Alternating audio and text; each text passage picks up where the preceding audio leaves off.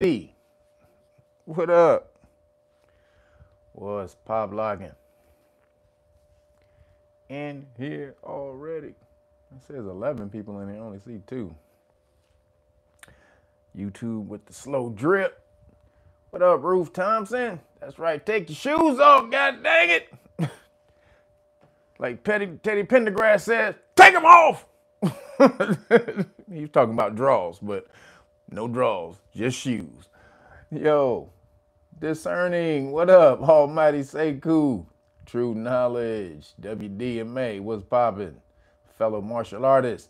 Bro L. Wise, what's cracking? Christopher Ellis. Damn, y'all coming in quick. Philly Bill, what up? That Boy Tree. Mrs. B, what up? Travis Bailey, what's cracking? Adriano Iggy, what up? King Lemuel Productions, 305 Capricorn. What up? Billy Ray Valentine, Capricorn. What up? London Show. Greyhead Gamer, what's cracking? Avery M, Isaac Preston, Rafisis, what up? Mel Saint, Tobit Robinson, what's cracking? Got you, Travion McClinton, Dr. Sinister, what's cracking? Neon Black, Chaz McFly, part of the McFly family from Back to the Future. Jonathan Stokes, Bay, what's cracking? Immortal 9, Dwayne Hicks, what's cracking? Faith Keeper, what up? DJ Sherm, got you, Chris Diggity, Christopher Ellis, what's up, Michael Guess, Hotep Shalom, what's cracking? Jamar D, Flo Rider, Guy Bryson, I think that Bryson, I think it's Bryson, Carmel Soldier, what's cracking? What's up, Thaddeus Bennett Bay, Summer Breeze, Manzel Huggins, what's cracking? Got you, Tracy S, what's cracking?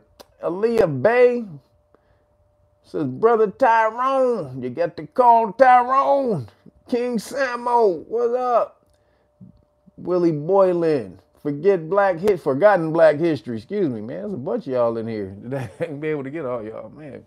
What's cracking, everybody? On another Saturn's Day. What be poppin'? Yo, is my audio good? Every time I use this damn thing, I have to ask you guys, is the audio good? If it is, give me a thumbs up in the chat. Yes, we got a yes from Summer Breeze. Word, we good? All right, for sure. All right, man. Man, there's a whole lot of shit. We about a week and a half away from what may be straight up bullshit. So there's a whole lot of stuff to go over. Hopefully when this damn election is over, these live streams get shorter. I know y'all may not want to see that, but hopefully there's not enough shit going on where I got to fill the live stream, where it fills the live stream with 3 hours. Because damn, I used to do live streams. If you're an older subscriber, my live streams used to be what, 45, 50 minutes? How the hell they get up to 3.5 goddamn 3.5 hours? God dang it, too much shit going on. I need to get to my shawarma quicker. But appreciate you guys for showing up, though. Absolutely. Appreciate you guys. Anybody who ordered anything from the Police Stop Law, and if you ordered the Police Stop Law package, it's on its way. So, you know, just wait for it. It should be to you shortly.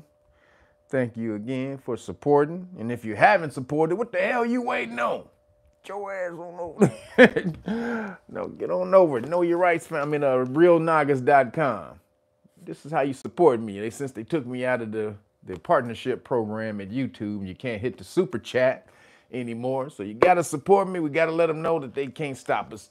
So go to realnagas.com, order the Great Book of Melanin Research, the hard copy, everything you should know about your carbon, your dark matter that you're walking around with, the biohydrocarbons, the same thing that they want to power the earth with.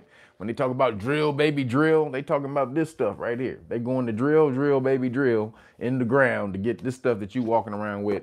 Breaks it down right here, and about the dark matter also. So realnagas.com. Make sure you pick up the hard copy. And you know, you get the whole police stop law package for free. Know your rights manual, everything you need to know about police stops and traffic stops right here. The public official bonds book, the police insurance, tells you how to go get the police insurance when they violate your constitutional rights. Then when you're in the car, you have this with you. This is your car package, the constitutional rights card right here. That lets them know what your rights are, what'll happen when they violate your rights. The qualified immunity card right here at the top.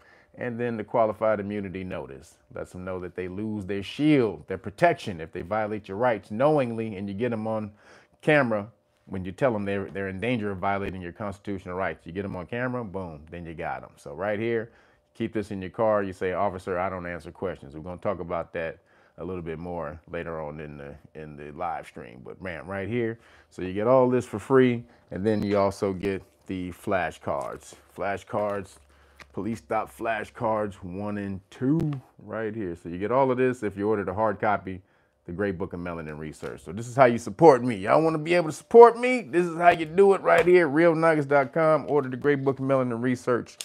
And we support each other. I give you the free police stop law package. You hook up, we hook up each other. All right. So appreciate you guys for that.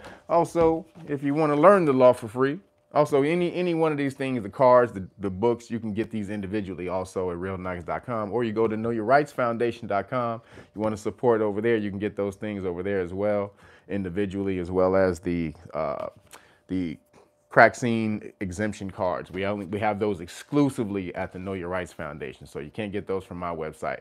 The crack scene exemption cards and the religious exemption cards. All right, so those are only over there. But if you want to join like everybody else is doing right here, it's about to go down, man. Did y'all hear Trump on Joe Rogan last night talking about just kissing the police, basically gargling police balls? I mean, Trump, if y'all haven't seen the Joe Rogan interview from last night, you should go see it. You got to watch Trump on like 1.5, 1.5, or 1.75, because that nigga be all over the place and shit. This nigga be rambling and shit. So you got to watch it on 1.5 speed or 1.75 speed. If you do that, it's a pretty good interview. But that nigga was police ball gargling, talking about police are so ridiculed and persecuted today, and they have it so tough, and they need protection from how are they going? They're walking on eggshells. You know how they're expected to do their job if they don't have any protection, any immunity. And I'm like, this nigga is really pushing the immunity shit for Popo. So it's coming for you, and don't say I didn't warn you before it happens.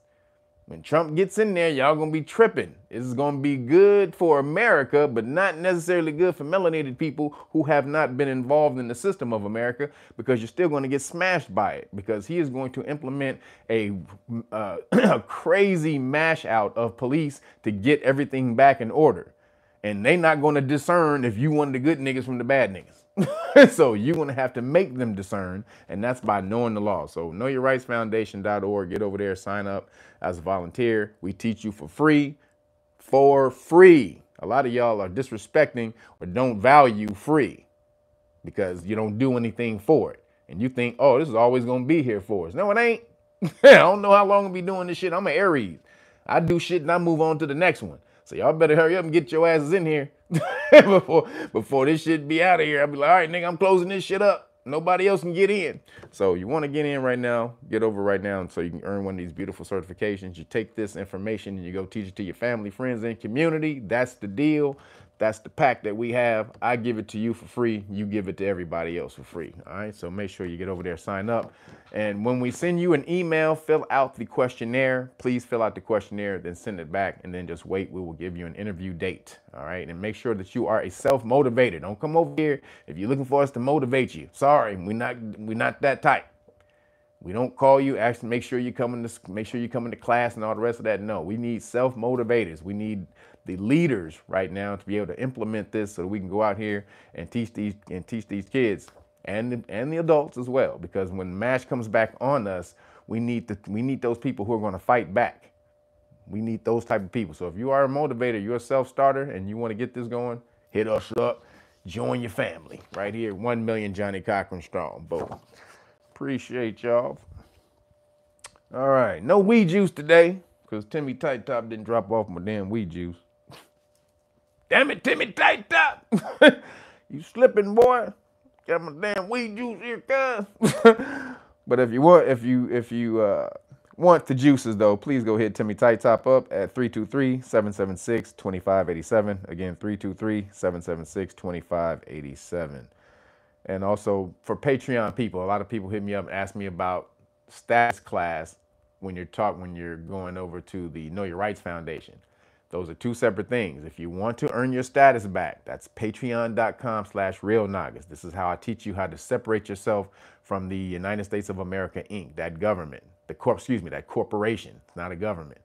And so I teach you how to get your power back so you're not obligated to them by contract. I teach you how to contract, have 1 foot in the system, 1 foot out of the system. A lot of people don't understand that. You want to contractually have 1 foot in the system and 1 foot out of the system. That way you're protected both sides. So you want to do that, get over to patreon.com/realnagas, sign up to the highest level, and I will give you the paperwork for free because I need you in the army, the law army, more than I need your money. So appreciate you guys. Again, that's how you support me. You want to be able to support me? Also, the Cash App.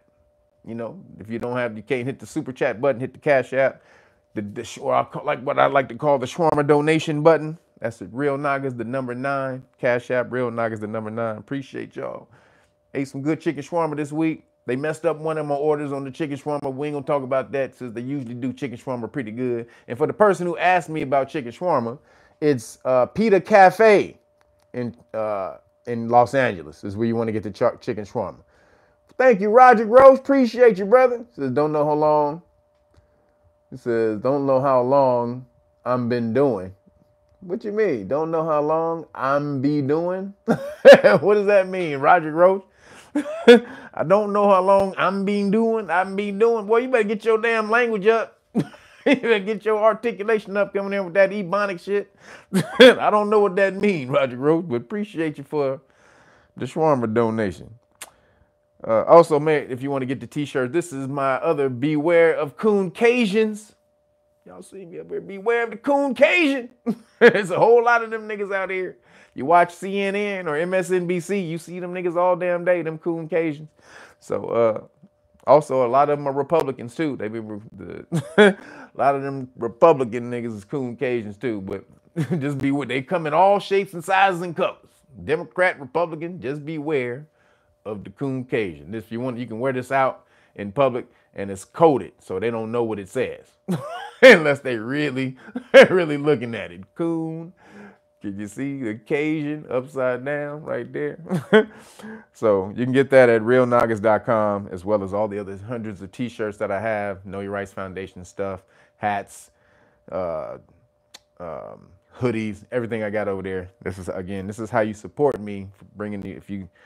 If you like what I bring you every week, this is how you support and give back. All right, appreciate y'all. All right, let's move it on. Real quick, most of you guys, I go back after this, and I can't really see the live stream when I'm talking because also I'm channeling stuff. So I go back and look at the live stream.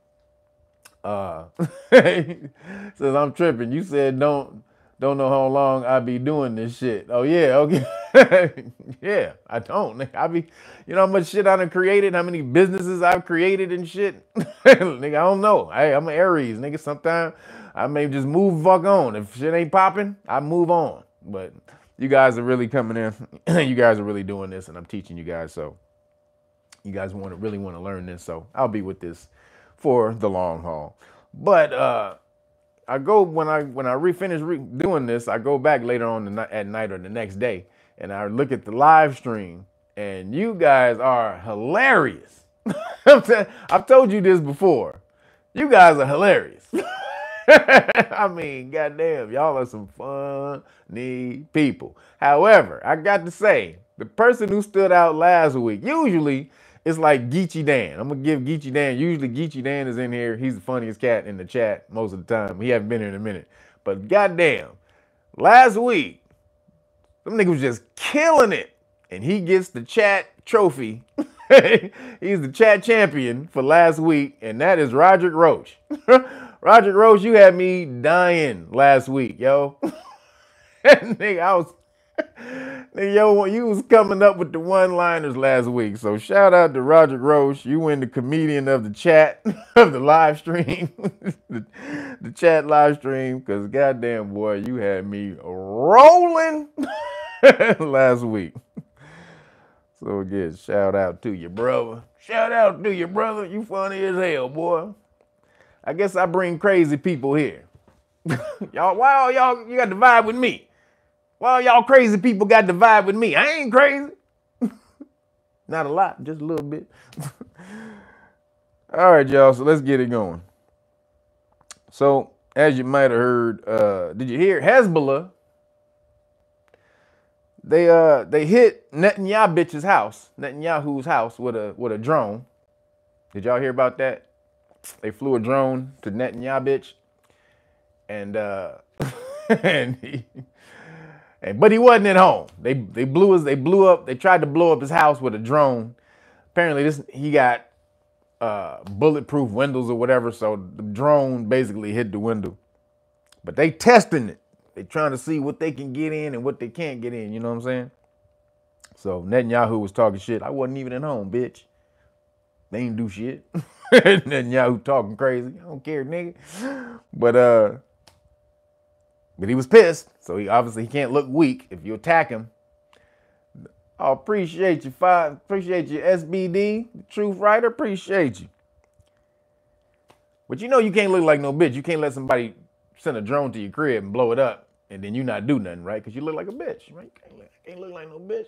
I can't look like no bitch. I gotta strike back. So then bitch, even though nothing happened to him, nobody was hurt, nobody was even home when the drone hit. They just launched a strike on Israel. I mean, not Israel, but Tehran, yesterday. So now they keep acting like it's Hezbollah who's escalating shit. When they went over there and they start bombing Lebanon and the Hezbollah and bombing Hezbollah first. But Hezbollah has only been messing with Iran. I mean, only messing with New Kazaria. Yo, Roger Groves, appreciate you, brother. He says, I got a nerdy sense of humor. You got a nerdy sense of humor? Hey, me too. I got a nerdy sense of humor too. You was funny as hell last week, boy. But Iran was only doing strikes on New Kazaria because they were dropping those bombs on Gaza. And they were like, look, when y'all stop killing up all the Gazan people, then we'll stop. Like, but y'all just can't keep killing up all the Gazan people. And so that's why they was doing that, right? So New Kazaria acts like they're the victims. Again, they're the victim Olympics. they're the champions in the victim Olympics all the time. They got the championship belt, the victim Olympic championship belt. So they always, well, we're just protecting ourselves. We're just protecting ourselves, man. That's like, how can we not protect ourselves? They're eventually gonna hit us, so we have to go hit them first. Like, nigga, no, that's called terrorism, ain't it? When you assume that somebody gonna hit you first, so you go and hit them first with no damn proof. Okay. And so they've been bombing up people, bombing up all the innocent people, and claiming we're retaliating. It's us. It's only retaliation, everybody. We're not blowing up little kids. No, we're retaliating for October 7th. Remember that? No, you don't remember? Well, what about the Holocaust? You remember that? Way back 70, what was it? What was it? It was 1, 5, 2, 3, 4, 5, 6, 7, 8, 9. Way back then, it was a few years ago. That was like 100 years ago. What, really? Was it that long? Well, at least 78 years. Okay, well, shit. It was a long time ago. It was back then. We were still victims. Way back a long time ago. So you got to remember that, right? So we should be able to take out anybody we want because way back then, a long time ago. Yeah, wait. Yeah, can you see it? Right there. Right. Can you see it? It's it's kind of far off in the back. So, you know, if you squint a little bit, you can still see it. But way back then, we were victims. So you should just kiss our ass and gargle our balls now. What do you want? You want the smooth ball or you want the shaved ball? You know, because I shave one for you and then I keep one coarse just in case. You know, it's your preference. You know, I don't judge. You know, I just give it to you. You know, which one you want? You want the smooth one or you want the coarse one? Either way you want it. like motherfucker, like I ain't gargling no Khazarian balls, bitch. Get your ass out of here. But apparently, there's still a lot of Khazarian ball garglers in the world, but they're dropping by the thousands every day, or the hundreds, I should say. It's moving along.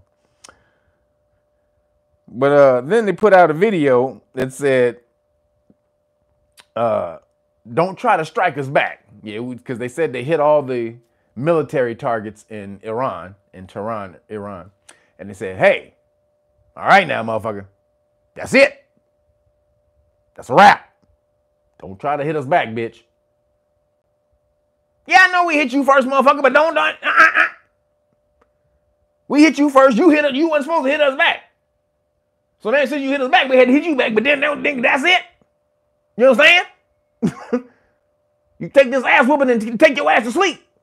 Nigga, don't want to hit no shit, nigga. You need one of them little night masks to make it better. All right, here, we gotta take one of these little night masks. You put it on and make you whatever you need to do to sit your ass down and go to sleep, nigga. You take this ass whooping. That's what this nigga did. He went on, said, "Nigga, take this ass whooping and go to sleep." You understand me, Iran? Shit. God damn it, I'm tired of fucking with you, nigga. you hitting us back and you retaliating and shit. Every time we fuck with you, don't stop retaliating, nigga. You like, nigga, what we supposed to do, bitch? You over here blowing up pagers in niggas' pockets, blowing niggas' dicks off and shit. Blowing up walkie-talkies. Blowing off little kids, girls' faces and shit. A plan that took you 15 years to plot and plan, but we ain't supposed to. You planning on killing us for 15 years, nigga, but we ain't supposed to do shit? Fuck out of here. So, New Khazaria is there with the full-fledged bullshit. Again, they want the full-fledged World War III before Trump get in office. Because they know, because Trump was talking about, he's like, yeah, I would have stopped this shit immediately. So on Joe Rogan, he's like, well, how would you stop it now? He's like, I can't tell you how I would stop it now, nigga. That's a dumb-ass question. You think I'm just about to tell you how I'm gonna stop the war just so I can sound smart to a bunch of dumbass people on the news? No, nigga, I'm not gonna tell you what my plan is. That's a dumbass. Like, what kind of leader would I be if I told you the plan on how I plan to stop them from fighting? That's dumb. But I'm gonna do it though. Get in there and talk to both of them niggas. Be like, nigga, sit your ass down. Nigga, sit your ass down. You understand? Both of you niggas, sit the fuck down. Like, okay, Trump, just don't fuck around, my nigga. So then, Netanyahu, bitch, he's moving everyone in Gaza to concentration camps. Shit's crazy, y'all. They just keep doing shit. They just keep doing whatever. They don't give a damn about America. Fuck America, bitch. We run you motherfucking nigga. Like, fuck you, hoe ass. So they don't care about America at all. Because they putting them up in concrete. They basically have them in concrete enclosures in Gaza. They've put up some type of concrete structures, enclosures. And they basically put, biometric scanning on it. So the only way you can get in there is if you've been, is if you've been bioscanned already. And they have your, biometric DNA on file. So this is what they believe will weed out Hamas. If they're able to get your DNA and, you know what I'm saying, have you on file. Basically, they've created just some high-tech ghettos. He says, you and Zoe have done more than most brown brothers. Appreciate you. Thank you, Jumpman23. Appreciate you, brother. Shout out to the homie Zoe. But they're creating some high-tech ghettos. These are some 22nd century ghettos they're creating. Biometric scan concrete enclosures that they're going to keep people in. But they try to make you feel guilty as hell when they go back to, we were kept in ghettos in Germany, man. We were kept in a fucking ghetto. We had to stay on a street. They had closed the street down. At 5 p.m., you had to have your fucking ass behind the gate. Or they was going to whoop your ass, man.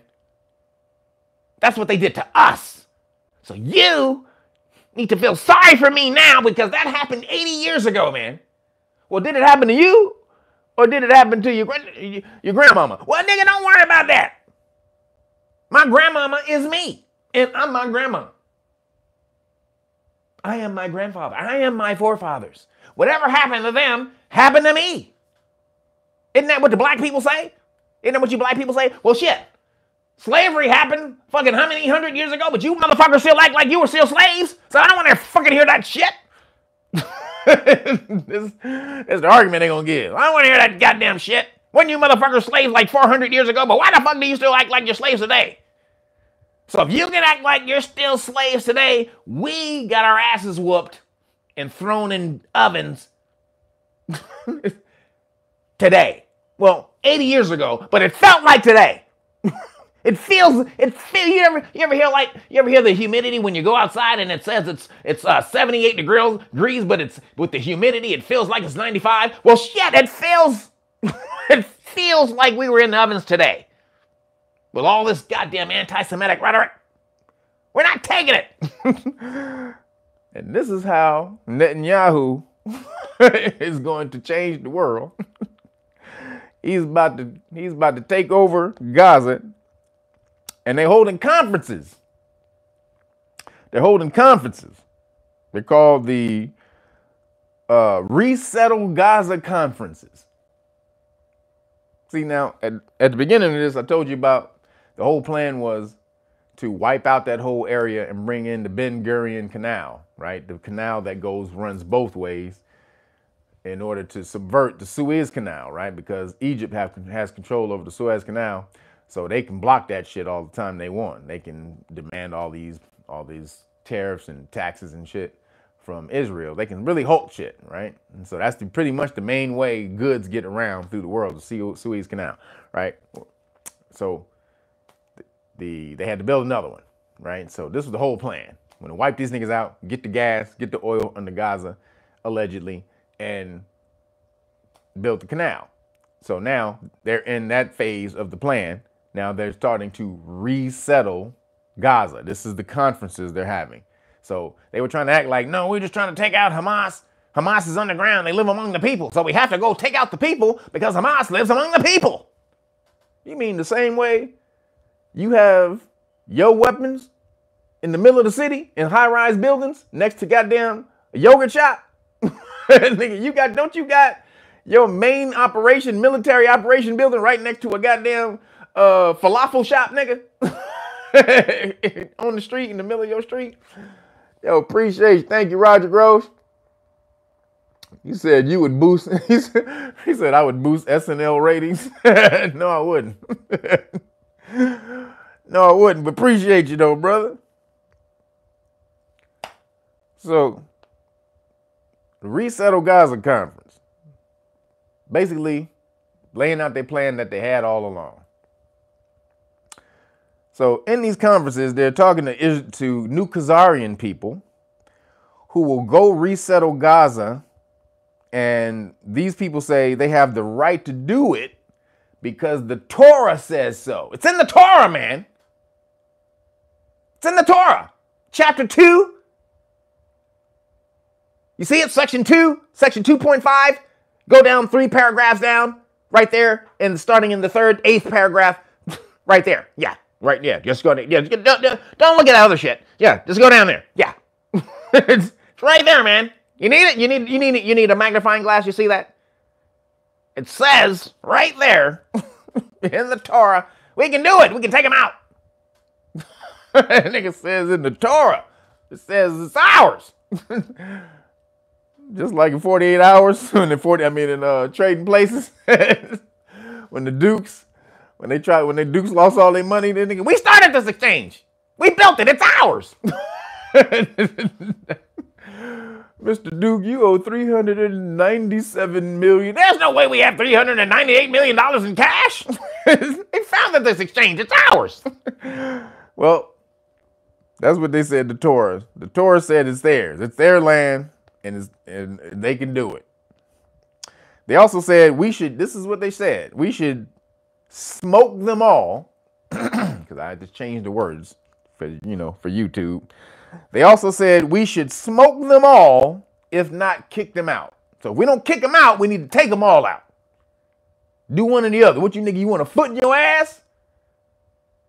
Or you want a missile in your ass? Which one, nigga? Look at it, nigga. You got two choices, nigga. We got curtain number one. You seen Bob Barker, nigga? You got curtain number one, and you got curtain number two. What you want to do? Huh? Curtain number one? Hey, tell them what we have behind curtain number one.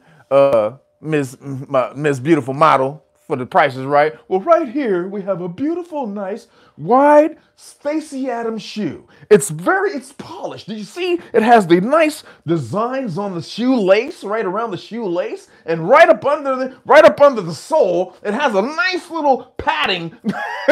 Like, do you want that? Or what's in behind curtain number two? Right behind curtain number two, we have the giant nuclear Scud missile. Any frills come with that? No, just a Scud missile. Just a nuclear Scud missile. Now, what do you want? Door number one or door number two? I'll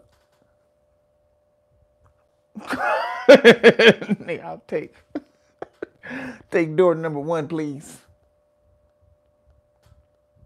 Thank you. Nigga, thank you for door number one. New Kazaria is full of shit, man. Oh, then there are reports that New Khazarian soldiers, they know how bullshit this is, so they're refusing to fight. New Khazarian soldiers are starting to refuse to fight. Because you know they have to go on for like 8 weeks and then they go home for, yo, Leah, appreciate you. Thank you for the CashApp. That's right, everybody. Make sure you hit the Swarmer donation button because you can't hit the super chat. Appreciate you guys for that. You don't have CashApp? Get CashApp. Hit the damn Swarmer button. The Swarmer donation button. I'm just kidding. Appreciate anything y'all do, man. Appreciate that for sure. But they go on for a certain amount of time. They're deployed for like a certain amount of weeks, 8 to 10 weeks, I think it is, and then they get to go home for a little bit. So after they went home, and they supposed to go back, they was like, nigga, fuck that. They said, fuck that. No, nigga, I'm not going back. This shit is crazy. He's like, I ain't going back.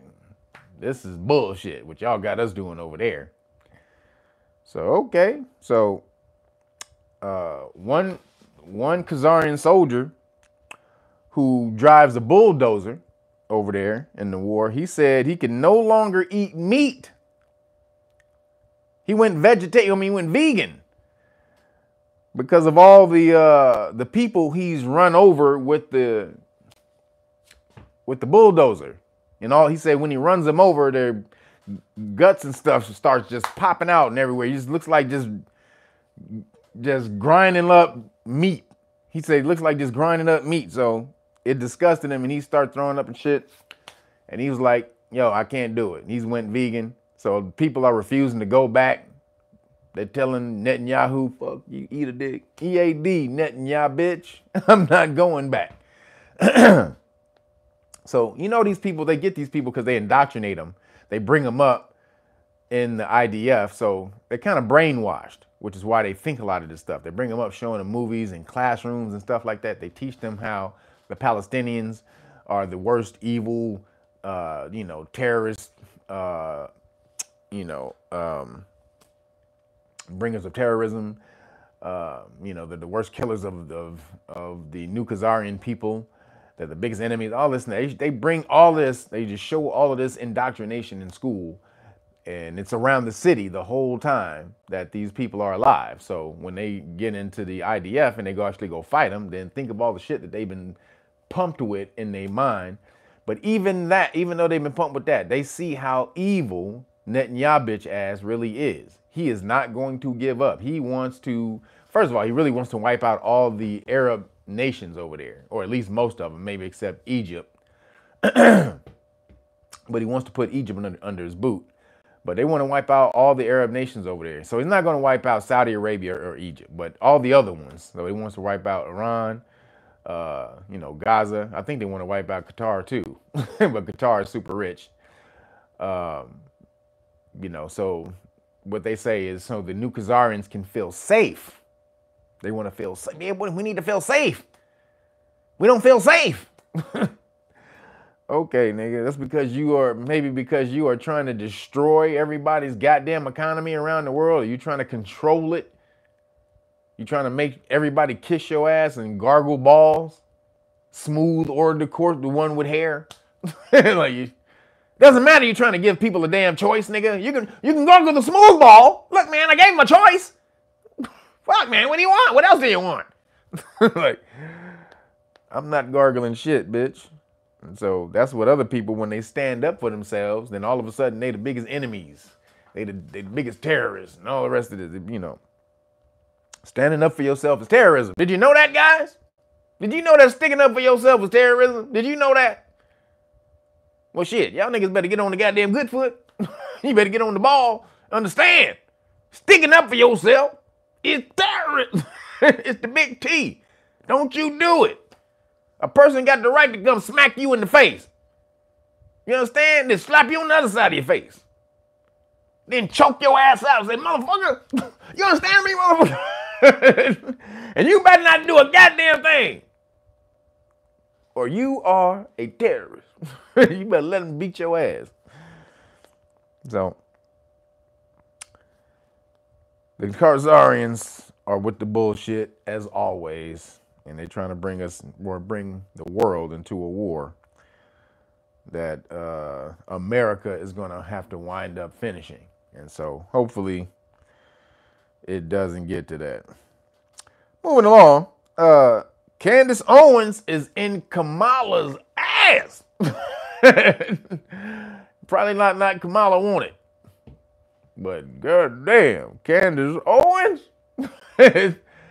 Candace goddamn Viola Owens. I don't know if that's her middle name, but that's what I'm gonna call her. Candace Viola Owens.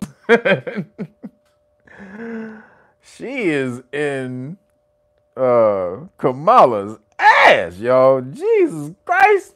I mean, and she said it too. She said, when you came after the Jacksons, bitch, you fucked up. You ever see Roadhouse? Roadhouse is one of my favorite films. Everybody think Patrick Swayze was a bitch, but hell no. Roadhouse, that nigga was the ultimate gangster. The bad dude named Wesley, Brad Wesley. And he was, you know, he was trying to chill as the bodyguard, and Brad Wesley came after him, and he finally pissed Patrick Swayze off. And then the girl was trying to act like Patrick Swayze was he was worse than Brad Wesley. And she was like, I didn't choose Brad Wesley. He chose me. And when he did, he fucked up. Shout out to Patrick Swayze. He said, when Brad Wesley chose me. And when he did, he fucked up. Love that line, because hell yeah, nigga, you choose me, you done fucked up, nigga.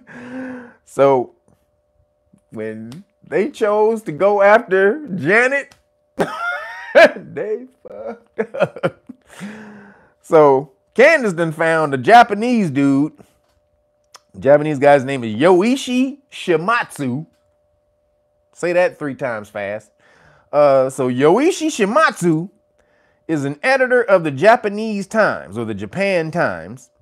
he wrote an article in Japan and says he knew Kamala's family, mostly her mother, and that she was part of, this is crazy, that Kamala, the Kamalian, her mama was part of MK Ultra program, experimenting on monkeys, allegedly. What? What? What the fuck did you just say? What? Kamala's mama, I'm gonna say this again for y'all. Kamala's mama, the PhD, when she was in school, she was involved in the MK Ultra program, experimenting on monkeys. She was doing the experiments. She was the doctor doing the experiments. Y'all ain't been keeping up with Candace, man. Y'all look here, man. I don't give a fuck what you think about Candace. Candace right now deserves a goddamn trophy. She deserves a championship belt, a trophy, and an Oscar. Golden Globe. She deserves all of these goddamn shits right now. She is killing it with uncovering Kamala's history. If y'all haven't seen this, y'all better go start from the beginning and watch all of them, because she got all the damn shit, right? But Kamala's mama was in the MK Ultra program. Holy shit. So this is, again, Yoichi Shimatsu, who went to Berkeley with his mom, says, I knew this chick. And she was part of the MK Ultra. So they said also Kamala's mom spent a whole lot of time infiltrating the civil rights activists, civil rights protest, because she was bringing back data, psychological data on all these people and what was going on with these movements, what was motivating these movements. So she was bringing back the data. Holy shit. And they said, so she was doing what they call psychological reconnaissance. Psychological reconnaissance. She's going and bringing back the info off of how these people act, like I said, their motivations. What do they want out of the movement? You know, all of these different things. And so then he also said, Shimatsu also said that Kamala was previously married to a Canadian rich person. That she was married to some nigga in Canada, some rich fool. They done scrubbed him out the damn game. You ain't heard nothing about this nigga. But this goes back to, see, we said that, excuse me, Kamala's mother, so going back to Kamala's mother being a part of MK Ultra, and we believe that Kamala is allegedly a Manchurian candidate. Now, do you see how these two things add up? Kamala's mom worked in the MK Ultra program as one of the doctors, the experimenters, experimenting on the monkeys. Holy shit. And then Kamala was married to some Canadian fool that they scrubbed him. And then she found this out. Man, she killing it. I'm telling you right now. Candace, what you want? You want to go to dinner, girl? You want a steak? What you want? I'll buy you a whole dinner. Because she killing it right now. She found out that Kamala's grandfather, which is her father's father, has some Ashkenazi Khazarian. So now she's also Ashkenazi Khazarian. Kev, this is X-Files shit. Hell yeah. Hey, go talk to Candace. She got all the people uncovering this shit. I told you last week how she had the lady who was on the interview and said that she showed the picture of Kamala's grandmama and she was standing next to in her book. And she said, that ain't her. That's not Kamala's grandma. And they showed the other lady that Kamala was supposed to be sitting in her lap and said, no, that's not her grandmama either. So who the hell is Kamala? Who in the hell is Kamala Harris, whose mom worked for the MK Ultra program and whose daddy supposedly died when he was 1.5 years old? Remember, there's a death certificate for the daddy at 1.5 years old. Born in 38, died in 1940. Who the fuck is her daddy? So Candace believes that there's a plan. There was a plan where they raised children to be part of governments, and they would subject these children to sexual experiments and experiences when they were young in order to corrupt them and also compromise them, and then put them in political positions in the world when they got older. And this was like a communist plot, type of plot. So kind of makes sense. Hold on a second.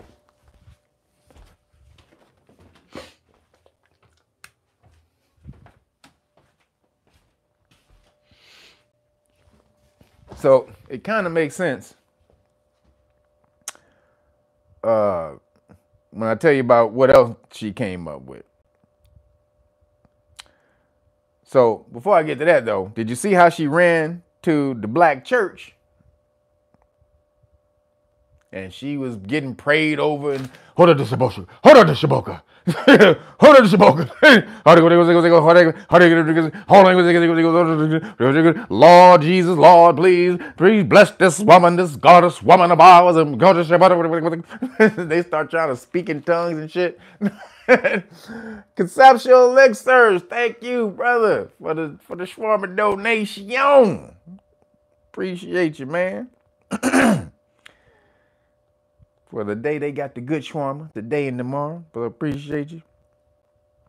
And anybody else who hits the Cash App, thank you guys for that. Anybody, all people who was also hitting the Cash App throughout the week that I get. You guys send me Cash Apps through the week, so appreciate you guys for doing that. Thank you.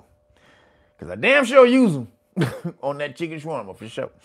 But Kamala ran to the church, y'all, just like everybody else do, just like Eric Adams ran. Every nigga who get in trouble got to run to the church, just like Fannie Williams or Fannie Willis or whatever. Everybody got to run to the niggas, huh? The nigga church.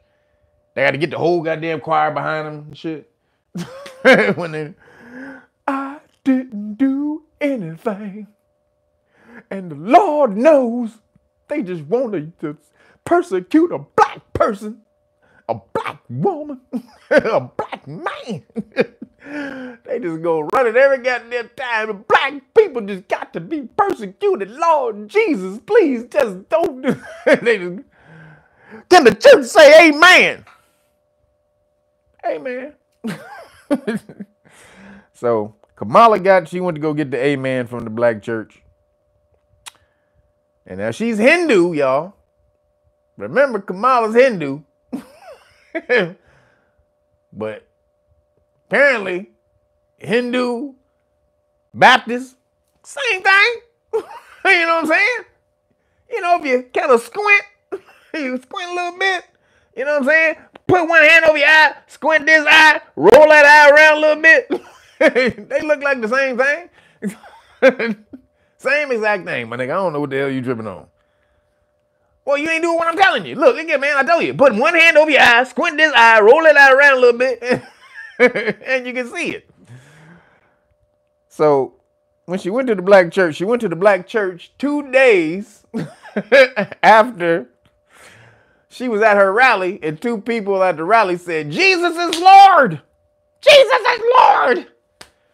And she said, get them the fuck out of here, please. She looked at the security. She said, security. Yeah, them 2 motherfuckers right there. Yep, right there. Yeah, hey, Moo, hey, excuse me, Moo, can y'all split a little bit? Yeah, right there. Right between them 2 motherfuckers right there. She kicked them 2 motherfuckers out for saying Jesus is Lord. She said, I think you're at the wrong rally. You need to be at the smaller rally down the street. And everybody, Oh, Kamala got him, yeah, girl. That's the best, get it, girl. But then 2 days later, she in there. Oh Lord Jesus, please. Oh Lord, hold us a moment. Oh no, this nigga is speaking in tongues. Kind of bullshit. The cat was TD snakes on was TD snakes on deck. No, but what's that other dude name with the glass? He's some new dude. I forgot. I don't know his name. I haven't seen him much. I forget what was that dude's name. Apparently, some dude who got some dirt in his past. But I forgot the dude's name, the pastor's name. But he was out there cooning. Yeah, thank you, Jamal Bryant. Thank you, Jamal Bryant. That's his name. So Pastor Jamal Bryant, he was out there cooning his ass off for a woman who just kicked out 2 people of her rally for saying Jesus is Lord 2 days ago. But Lord Jesus, she's our woman. This black woman you sent to be here, this black woman. Black? Huh? Yeah. This black woman, she got a little drop of melanin in her for somewhere, so that makes her black. Lord Jesus, George Jesus, this one drop of black melanin person, please. She's our savior. Like Jesus is like, you know she ain't black, right? Because she got melanin don't make her like you, right? You know that. Jesus is like, we don't care, Jesus. She's part of us. She's melanated. She's dark toned like we are. Lord Jesus, just let her be a surrogate for the world. Like, all right, nigga. Just remember, she ain't black. Just telling you, nigga. And I told you beforehand, before I grant your wish, she ain't black. And she don't give a shit about America. She didn't grow up in America. Why should she give a shit about America? She's not attached to America. Whole lot of Kamala news. So then, she just did the town hall on CNN and completely melted on stage. She word saladed off so much that even Van Jones, she pissed off Van Jones. How the fuck you piss off the biggest coon Cajun ball gargling, ovary gargling, Caucasian toe sucking? What the hell? How the hell you piss off Van Jones? He said he was tired of it. What? Even Van bitch ass Jones? What the fuck? You done pissed off Van Jones. Oh shit, you done fucked up, girl. That is the biggest bitch ass nigga of all time. He's the biggest bitch ass nigga of all time. And you've even pissed him off. David Axelrod, who was on the panel after the town hall, because they was pissed at, first of all, they was pissed at Anderson Cooper for asking her some tough questions. They was like, nigga, why the fuck you ask all them goddamn questions, nigga? Huh? What the fuck is wrong with you, Anderson? Well, goddamn, motherfucker, I'm just doing my job. Shit, Anderson like, nigga, why y'all coming at me, nigga? Goddamn. Anderson Cooper was like, shit, goddamn. Fuck, nigga. I wasn't supposed to answer a question. What the fuck was we supposed to do? Nigga play hopscotch? We supposed to do the Dougie on stage? What the fuck, nigga? We supposed to do the WAP? What was I supposed to do? I'm a goddamn journalist, motherfucker. I ain't from America's Best Dance Crew. So he asked her questions. They went off on fucking, what's his name? But David Axelrod, he came out and said she had to go to Word Salad City when she gets stuck. He said she goes to Word Salad City when she gets stuck. So now they starting to admit she's with the bullshit. Yeah, Obama's her boss, for sure. But all she did all night was butt Trump. Every time he asked her the question. Every time they ask her a question. So how many people do you think crossed the border? Or, no, what he asked her was, so why didn't you implement the, what is the, basically asked her a problem about the border. The problems at the border, people are really worried about the border, blah, blah, blah. She says, well, right now, she says, we have the lowest border crossings even when since Trump been in office. Because what they did is they sparked up a deal with Mexico to hold on to all the illegal immigrants until after the election. Because they believe they're going to win the election, right? So this is, hold on to them. We're going to take them. Just hold on. Just you know, they on layaway. We got a bunch of niggas on layaway, a bunch of legal immigrants on layaway. You hold on, nigga. We're gonna come pay them off as soon as the election's over. You know, then you hand them over. But so Anderson was like, well, if you did that, why come you couldn't do it? How come you couldn't do it before when they was all the goddamn immigrants? Or how come you just didn't keep Trump's things in place? Well, we had the most comprehensive immigration bill of all time. It would have put another 150 border patrol agents on the border and blah, blah, blah. She just started doing that. Then Anderson was like, okay, but how come you couldn't do that? How come you couldn't do that earlier? Well, you know, it's been a big problem, so we're trying to get it legislated. We have to legislate the problem out of existence. We can't just keep patching it up. And so then he goes, okay. How come you didn't do both of those things at the same time? So why not do what you did already to stop the people from coming in the border, which is what you did now, while also seeking legislation to stop the problem permanently down the line? You couldn't do both? Well, Trump just said, you know, Trump came out and, you know, he just totally said that blah, blah, blah. Let's talk about the border wall, shall we? Well, let's talk about it. Because what did Trump do? He said he was going to make the border wall and they were going to pay for it. Huh? Did that happen? No, that's not hitting. Okay. Well, you know, and then, you know, she was just fumbling. Let's talk about the border wall. Trump said he was going to pay for it. No one's laughing. Why am I the only one laughing? No, you don't find that funny? Okay. Like, bitch, if you don't sit your dumb ass down, bitch, got us all here for this goddamn town hall, and you fucking here cackling off like you some goddamn fucking chicken hawk with Alzheimer's. You can fucking shut your cackling up. So then Charlemagne went on CNN to chat, like I said, to chastise. That's who he was. That's who was chastising the Anderson Cooper. You fucked up, Anderson. All y'all do around here talk about how Kamala's black. And he was like, hold up, nigga. Even Anderson Cooper was like, nigga, that's bullshit. And he said, nigga, all due respect, nigga, that's bullshit, bitch. And pulled the black out of Anderson Cooper. Like, motherfucker, who you talking to, nigga? We ain't just kissing that bitch ass around here. Like, yes, you are. All you talk about is how Kamala's black. I don't hear no talking about nothing about Trump. Like, what, nigga? All we do is talk shit about Trump around this bitch and kiss Kamala's ass. What are you talking about?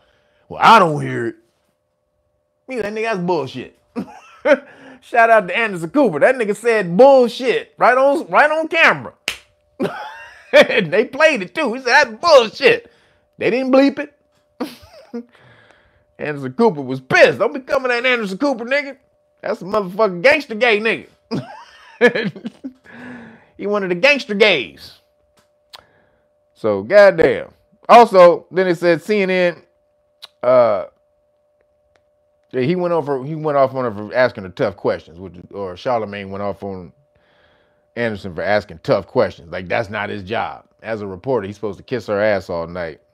Nigga, what you want me to do? Paint her toes, nigga? Is that what I'm supposed to do? I'm supposed to pull off her shoes and say, come on, what you want? You want the what you want here? We got purple, yeah, and we got the you want gold? We got, okay. What you want, Kamala? What you? He's supposed to just be, we got fuchsia. You like fuchsia? Okay. Well, we got. Anderson Cooper did his goddamn job. Finally, for once, because they don't do their job on CNN. All they do is kiss and make up excuses for the Democratic side when they say we're fair and balanced. That's their slogan. Fair and balanced. CNN. Fair and balanced. But they called the nigga, he said that you should be focused on calling him a fascist. They're like, nigga, we shit on Trump 23 out of 24 hours a day. Like, nigga, we gotta have time to sleep, nigga, goddamn. You know what I'm saying? We gotta have time to eat, we gotta have time to sleep, you know what I'm saying? Maybe watch a game or two. Then, you know, we right back on our job shitting on Trump. He's like, nigga, you should be doing it 24 hours a day. 24 hours a day, you should be using Trump as a goddamn toilet, bitch. You're like, goddamn, we can't go eat. We can't go, no nap time. No, bitch, no.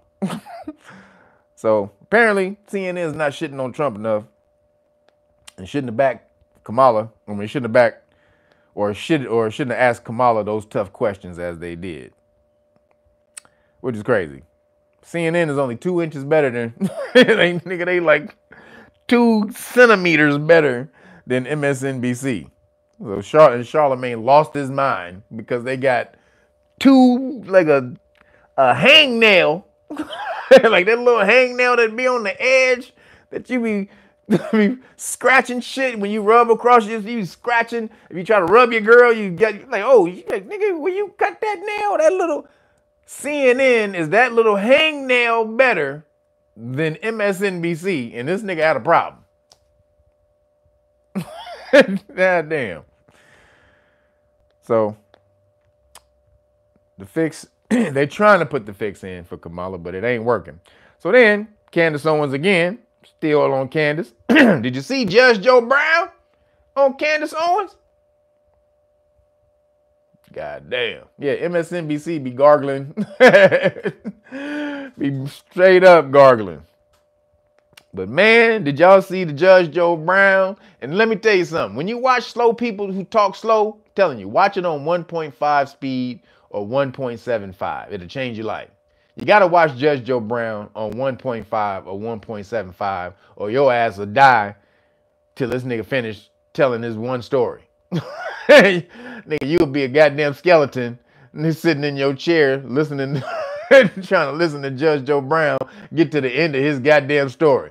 And you know, back when we were in the and then, you know, then Kamala, she was a whore back then. And when she was a whore back then, you know, we all talked about it back then because, you know, I was in the whores, but I didn't let it out for no, you know, I didn't want anybody coming at me because I liked whores and shaming me. But god damn it, you know, whores are fine. This nigga, like, nigga, if you don't 1.7 your ass off, bitch. And the nigga sound regular on 1.75. But this nigga Judge Joe Brown, he broke down everything about the inside game and how it's all connected. He was killing it. About how Barack's mom, he broke down how Barack's mom was set up with his father, the Kenyan nigga, then set up with his stepfather, who worked for, this is what they remember Kamal was talking about, they groom these kids to be these they groom these kids to be politicians and take over these positions and implement certain policies when they get old, right? Which would be an obvious plan to do. They're called sleeper cells, right? So that would be an obvious thing to do. But so apparently though, Barack's mom was set up with Barack's dad when she was only 17. She was only 17, got with Barack's dad. So he was supposed to be over there. He was supposed to be some nigga to counteract a African revolutionist that was going on over in Africa. So that's why they chose this dude. He was supposed to be a CIA plant to counteract some African type of activism that was going on over there, some revolution, right? So it says Barack's mom was set up with his father and then set up with his stepfather, Serrano or whatever his name was. I forgot his last Sorrento. I think that was Sorrento. I think that was his last name or something like that. basically, but his father worked for Standard Oil and was in the Indonesian government on the death squads. So if y'all don't know what the Indonesian death squads are, in 65 to 66 in Indonesia, the government killed like, what is it? Satoru, yeah. So yeah, because it was Barry's, yeah, his last, he picked up Barry, or Obama picked up his last name, Satoru. So they called him Barry Satoru. But his dad was on the Indonesian death squad. So in 65 to 66, yo, Nina, appreciate you. Thank you for the Cash App. Yo, won't y'all follow Nina? God dang it. Follow Nina. Hit the Shawarma donation button. Appreciate you, Nina. Be thinking about you when I get my bite in. Nina, this is for Nina. Appreciate you, though. The death squads killed 1 million people. The Indonesian government killed 1 million of their own people in 65 to 66. It's called the death squads, the Indonesian death squads, right? So the stepdad was on this, was one of them cats, allegedly. Got to say allegedly, because Joe Brown, he just be coming up with shit that he remember just when he was sitting in the room where he the only nigga that can corroborate the shit. But allegedly, this is what happened. And then he gave over, because he also worked part-time for the Bushes, the Bush family. And I think it was, what was it? Not Prescott. What's the nigga name? Herbert Walker. It was George Herbert Walker.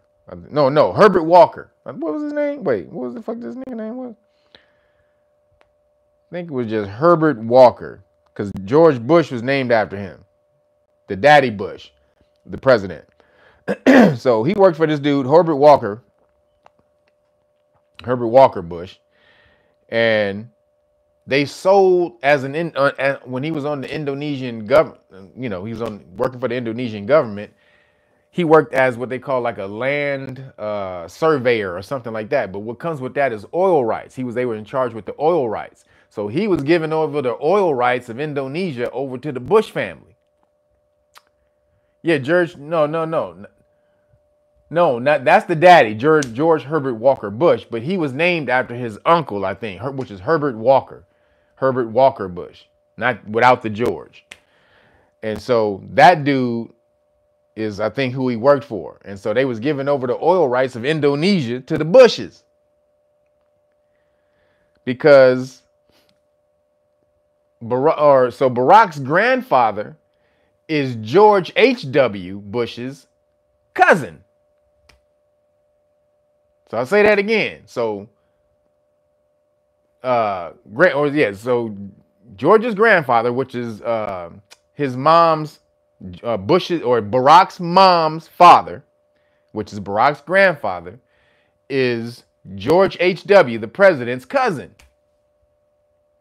They cousins. So now this just starts to get crazy. That Barack's mom all of a sudden met this Indonesian nigga out of nowhere and just went to Indonesia and lived in Indonesia for a while? How the hell did that happen out of nowhere? Where the fuck you meet this white girl, meet this Indonesian motherfucker, fell in love with the Indonesian nigga, just went to Indonesia. But then come to find out that the Indonesian dude, the stepdad, worked for the Bushes, also worked for the government, giving over the land rights, the oil land rights, over to the goddamn Bushes. And then the Bush was also the mom's, which was his wife's family member. Holy shit, this shit is all intertwined like a motherfucker, right? So she didn't just meet that dude, she was set up with him, right? Allegedly. She was allegedly set up with him. So it says Barack mom was also the vice president at the bank in Hawaii, where she distributed or moved around the CI. She moved their money around. That's who she was. She was the vice president at the bank in Hawaii that moved the money around for the CI. The C to the I to the... Holy shit. Judge Joe Brown was going off, I'm trying to tell you. Judge Joe Brown was going off. Yeah, Brad Pitt is his cousin. Yep. First of all, you know Trump and Hillary are cousins too. Did y'all know that? Trump and Hillary Clinton are cousins. All these niggas is family members, right? So then this is the other crazy shit that she uncovered. The other side shit she uncovered that I didn't know. Candace Owens, she uncovered the fact that Barack Obama's nanny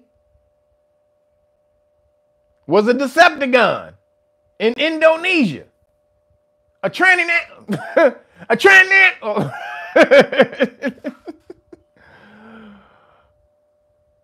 a tri-nanny nanny.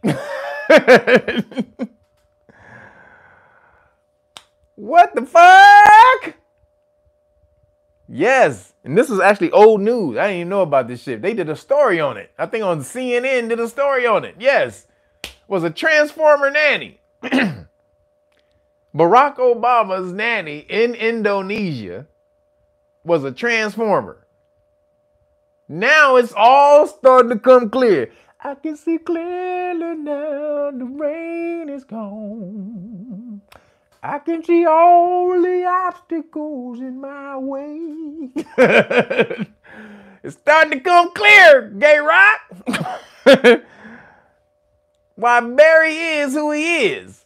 What was he exposed to at 8 years old? What did this goddamn transformer expose little Barry to when he was 8 years old? What did little Barry see? What did he walk in the room on, y'all? That nigga walked in the room to get his little toy. Oh, excuse me, but whoa, holy shit. What did little Barry walk in on the room when he went to go get his little basketball? He went in the room to get his basketball. He walked in on something, y'all, that changed his whole entire life, allegedly. We don't know this for a fact. I'm just saying. It's all adding up. Holy shit. Then nigga got pictures and everything. If you go see the news report, they interview him and everything. Nigga got pictures when he was dressed up like one. He said he never dressed up like that around Barack, but then they got pictures of the motherfucker dressed up in the house. Oh, now is it any wonder that Barack is a closet fruitopian, allegedly? Now we starting to see.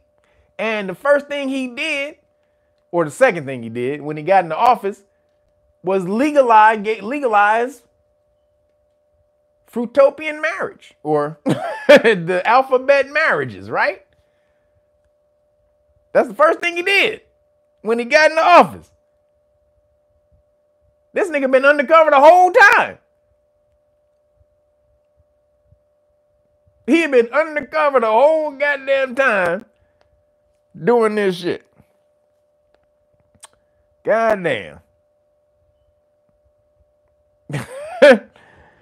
So it says, as a child, his influence was a transformer who says Barack caught him trying on his mother's lipstick. So the transformer was trying on Barack's mom's lipstick in the house, and Barack caught him. Hey, can I try that? Sure. That's what happened. You know, he called him, he's like, hey, what do you, I kind of like that. Can I try it? Can you put some on me? Sure. Just don't tell your mama, okay? Just don't. Keep that between me and you, okay? Don't tell your mama. So, god damn it. What in the fuck done happened? Holy shit. Now, you see, Transformers' rights are the major thing in America now. When Gay Rock had a Transformer nanny. Holy shit. And now is it any wonder that this is the biggest thing? It's the new religion in America. Is this shit. And now we start to see why it is. Moving along, Trump went on Joe Rogan last night Kamala was supposed to go on there, but she didn't want Joe Rogan asking her certain questions. So Joe was like, nope, I'm gonna ask you whatever the hell I want to ask you, bitch. And so she said, nah. So she going to club Shay. She going to club Shiggity Shay, huh? Shay. Now, Kamala, let's you go ahead and tell your story the way you want to tell your story. That we all know that you black as hell. You black as hell. My mama used to cook, used to wash the the greens in the bathtub too. I don't know what the hell they talking about, Kamala. My mama used to do the same thing as you. I used to come in there and say, Mama, why the hell you got the goddamn green all in the goddamn bathtub? Well, we wash our ass, Mama. My mama said, hey, get your ass back in there, boy. Don't worry what the fuck I'm doing. So, Kamala, I'm with you, Kamala. This nigga. That's what Shannon gonna do the whole time. Damn it, Kamala. So, but Trump went on Joe Rogan. And God damn it, it's hard to listen to Trump. You gotta listen to Trump on 1.5, 1.7. All these motherfuckers, I'm telling you. You gotta, cause Trump be up there, it's nigga, first of all, that motherfucker love words that end in EST. It was the greatest. It was the best. It was the biggest. It was the most. It was the niggas. Yo, Transcendental.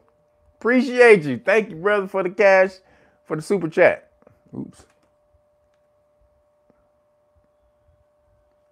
Oops, my bad. He said, for my nanny is a... Can't say it, YouTube gonna get me. But appreciate you.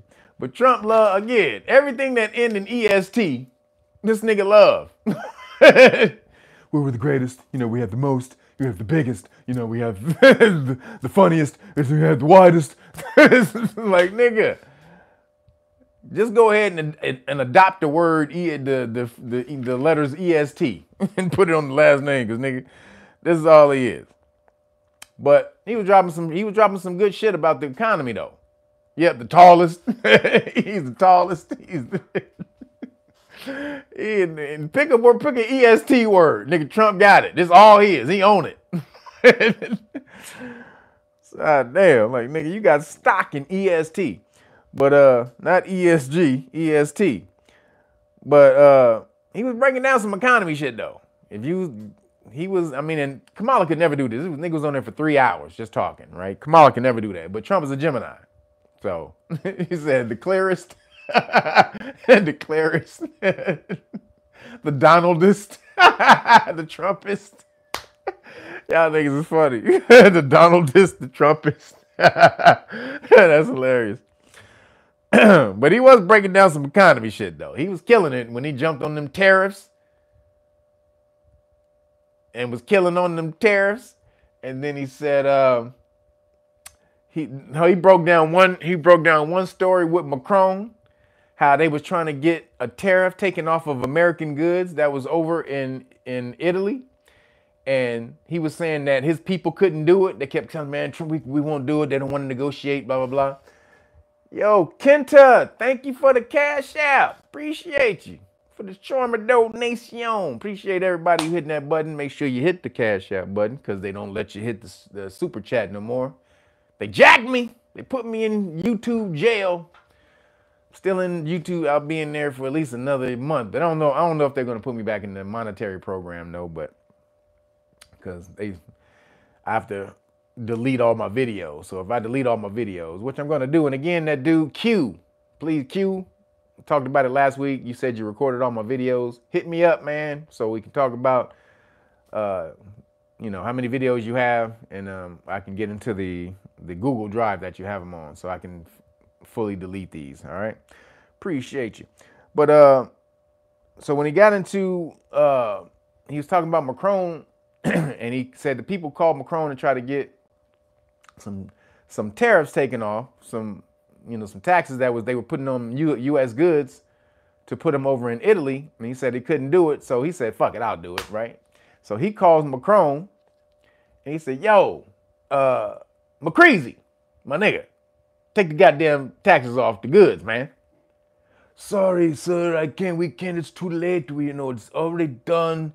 We can't go back. It's really hard for us to go and re-legislate the taxes. We have to do this and blah, blah, blah, blah, blah. He started giving Trump all this bullshit.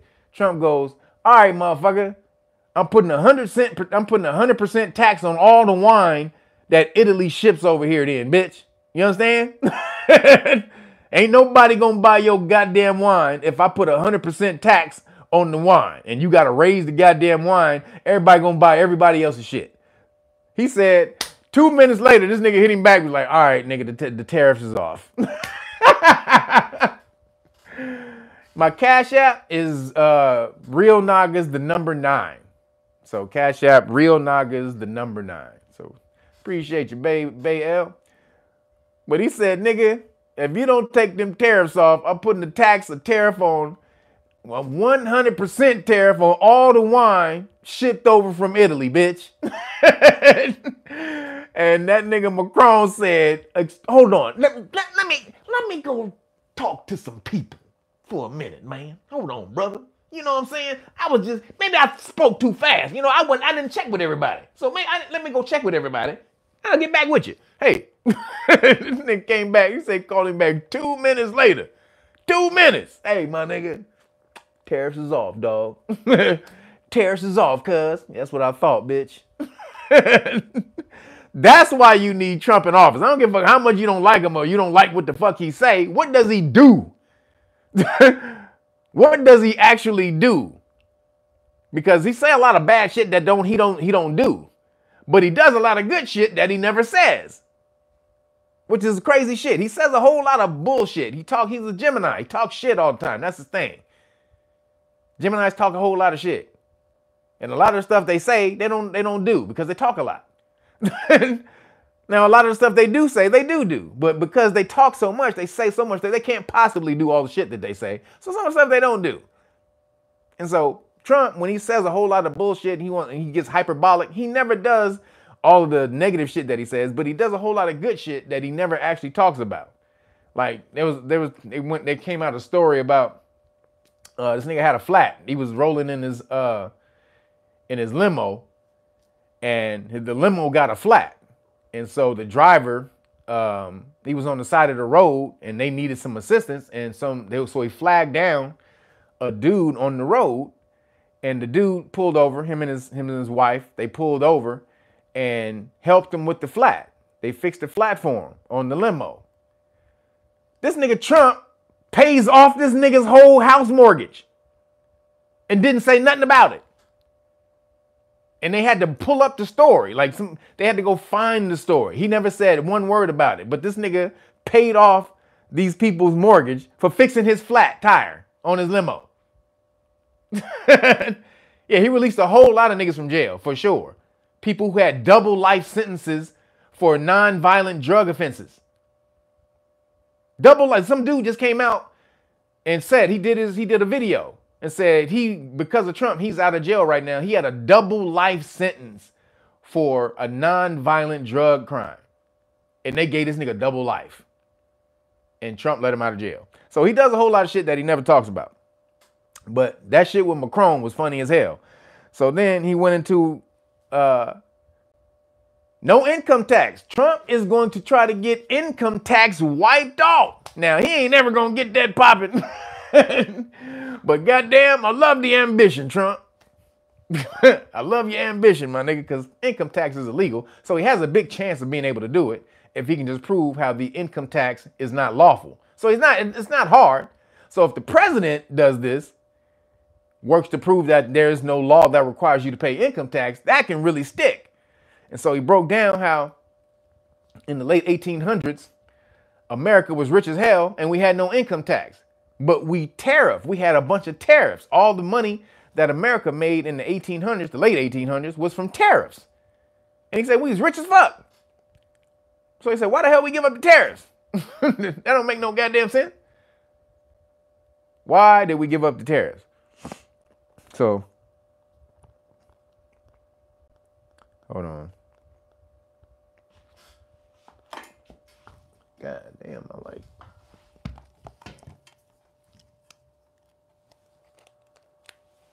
Hold on.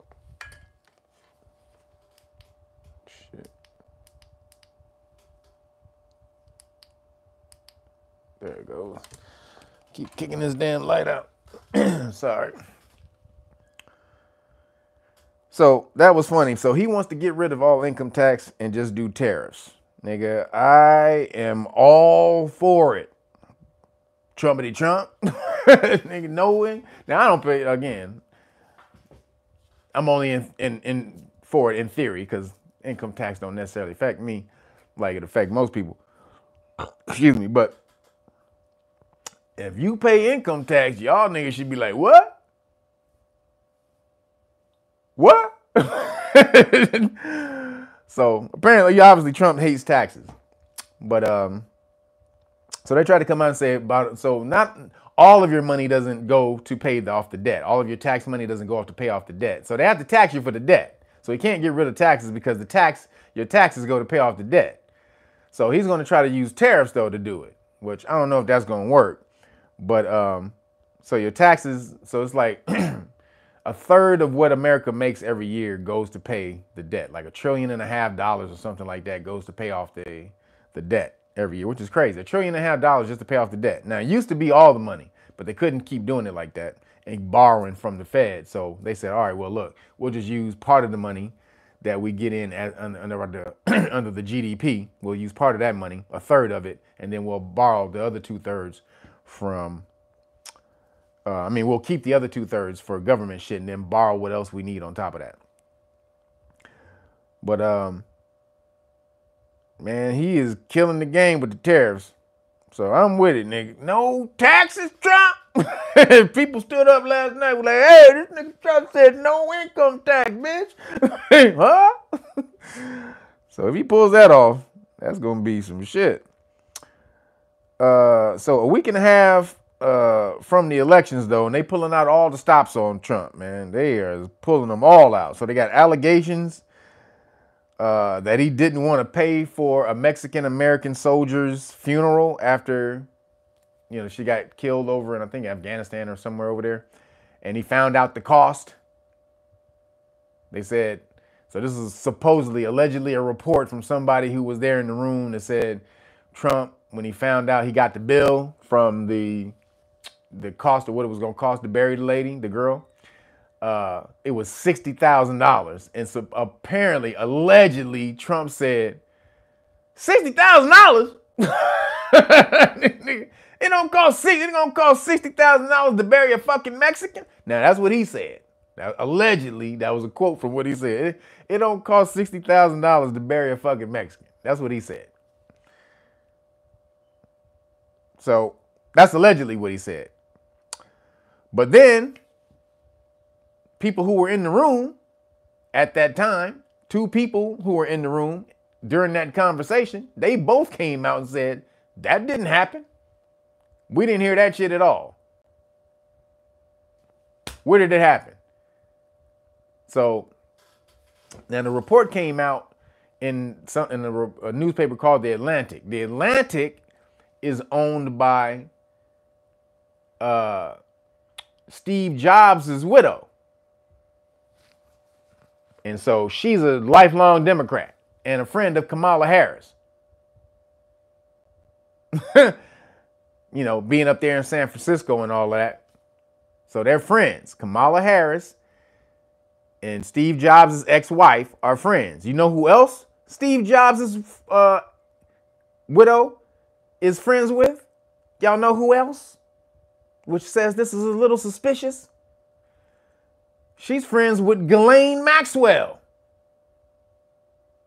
She's friends with Ghislaine Maxwell. Got a picture of her and Ghislaine chilling at the beach house in their bikinis. They got a picture together. Now, Ghislaine got some big ass goddamn too. I was like, goddamn, Ghislaine. Ghislaine got some, whoa, hey. Like, oh, damn, girl, how you walking around with them, Ghislaine? So I see what you saw in the Epstein. And I see where they like, goddamn, girl.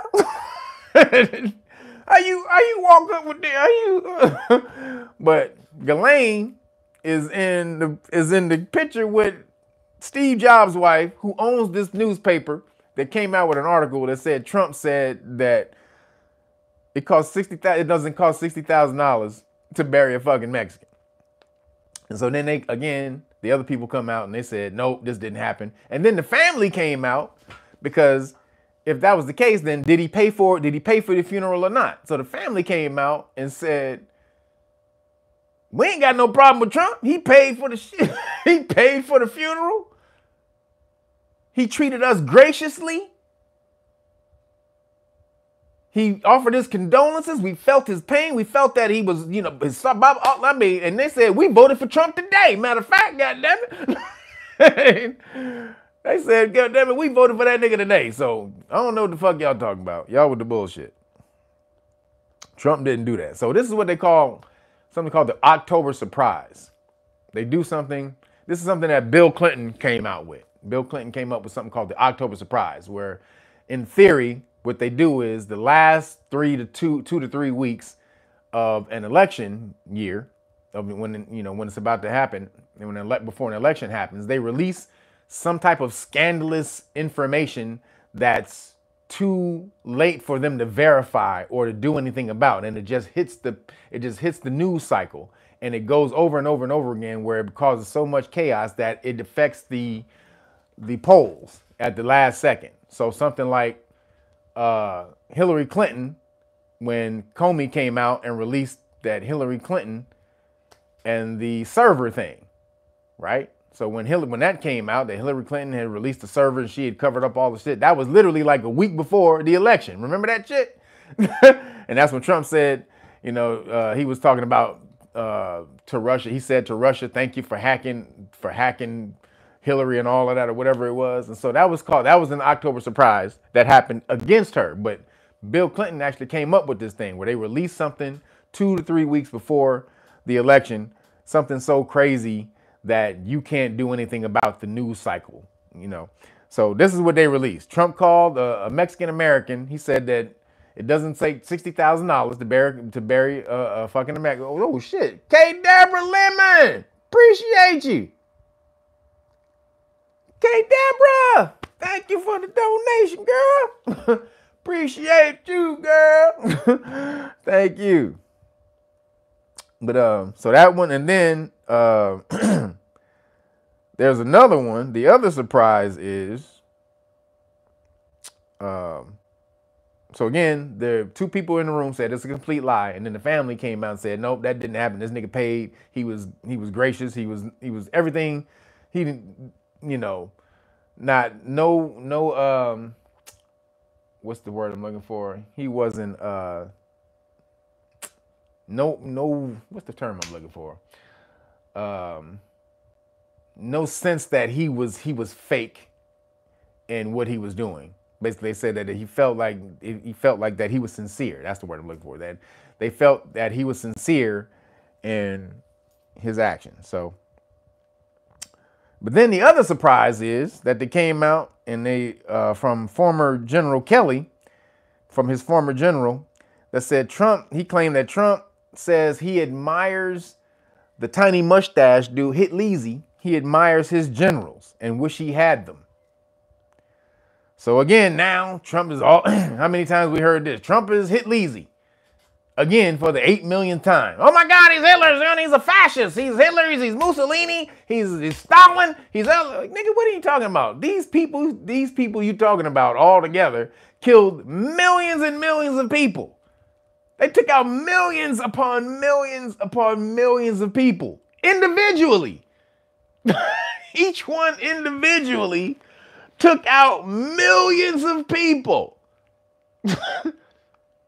But this nigga Trump, who ain't killed nobody but terrorists, is like them. This nigga Trump didn't take out anybody but terrorists.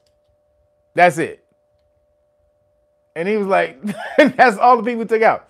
So, but he's supposed to be like the tiny mustache dude and Mussolini and Stalin. Yeah, scare tactics. When they try to tell you that he's the nigga who's using all the scare tactics. He's the nigga using all scare tactics. He's gonna lock everybody up. He's gonna lock black people up. This is what they said. He's gonna lock black people up. He's gonna stop he's gonna stop women's reproductive rights if he gets in. Like, that's already happened. Whatever's happened in that already happened. But they keep saying that he's gonna sign a national abortion ban, which he's not gonna do that because it's all with the states now. and they would never get that passed. A national abortion ban would never pass both houses. I mean, both, sections of Congress, the Senate and the House. So that'll never happen. But again, they keep using it as an election tool, like I told you, like fuel in the fire. Bring me the unleaded, or excuse me, the premium abortion. They use reparations, abortion, and a couple other tactics as campaign fuel for you every year. Again, the unleaded, no, give me the unleaded reparations and the premium abortion. That's two main things they use every year or every election year for melanated people and women. Reparations, abortion. So that's what they did. And they're trying to use the hit Leezy, and they're trying to use, he's Hitler, he's all this, you're not gonna have a life. He's gonna lock up all black people. Black people, you better be scared. He's gonna lock you up. He's gonna lock up all black people. Now they're saying that because he's saying that he wants to support police. So this is what they're juxtaposing to say that Trump wants to lock up all black people, melanated people. But goddamn, excuse me. That's why you got to get out here and learn your goddamn rights.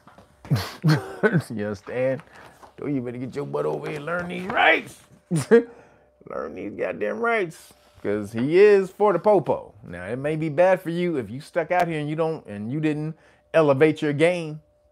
If you didn't elevate your game, when we should have been doing that this whole time, when we've been complaining about police for 100 years and we haven't elevated our game to try to stop them, then don't complain when that taser, when they pop that taser on your ass.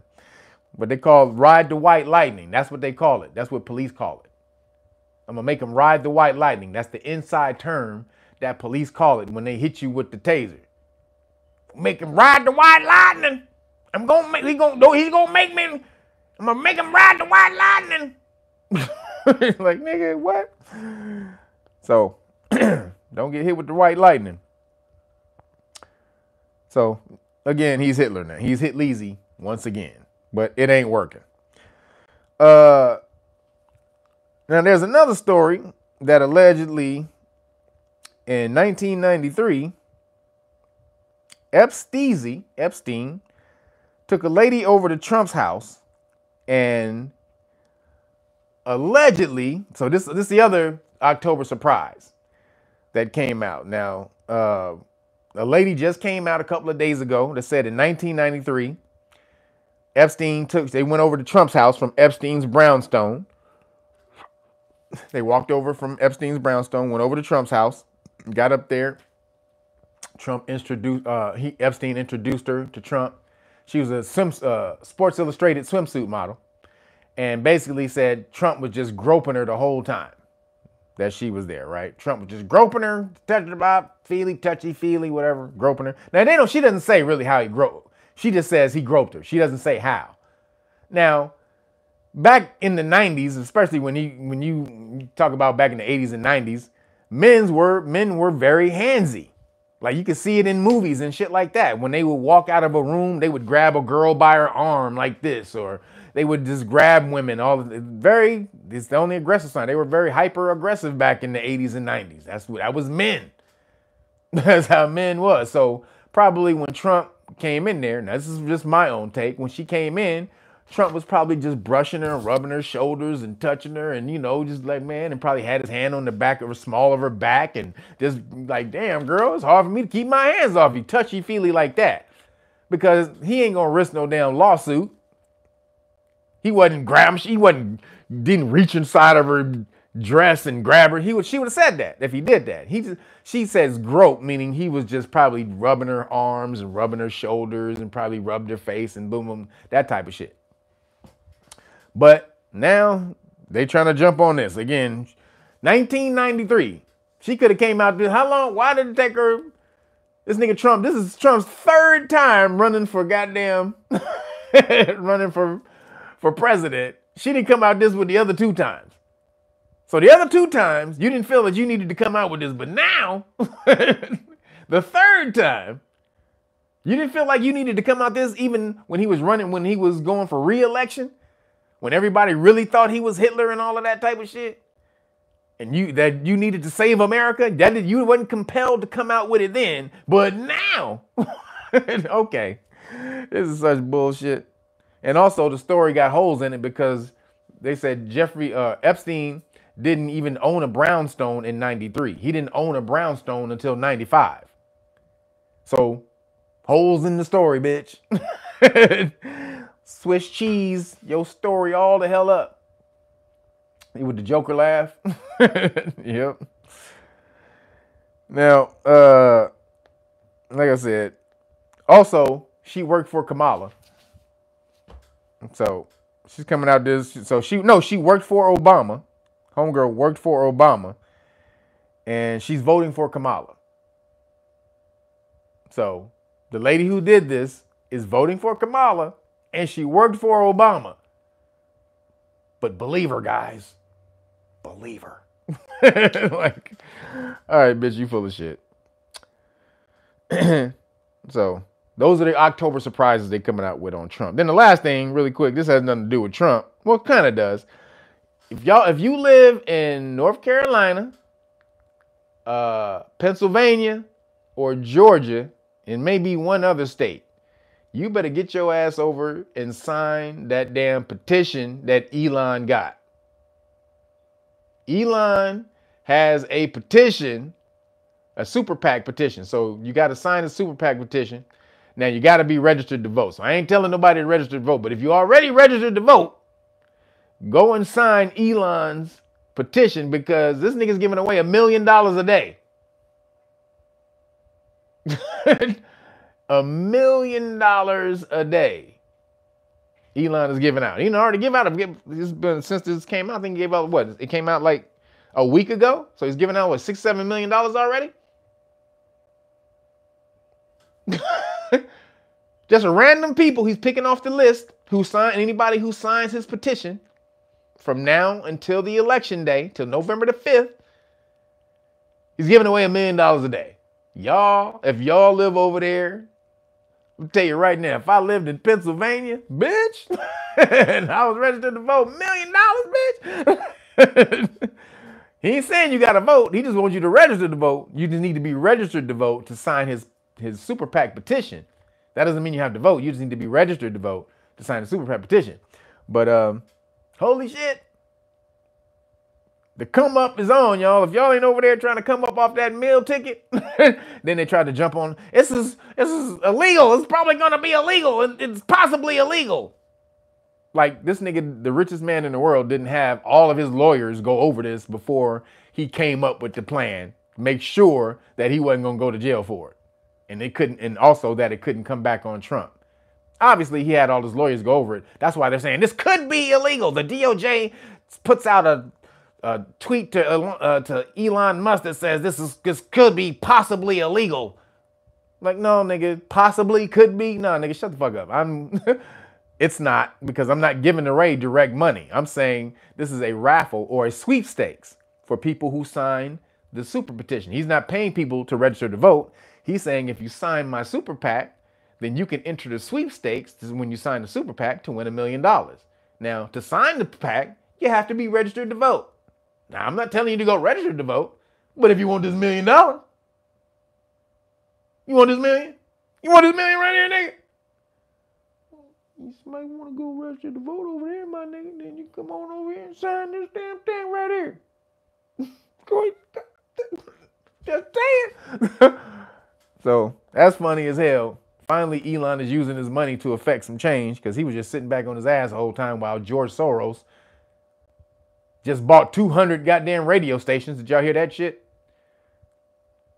George Soros just bought 200 radio stations.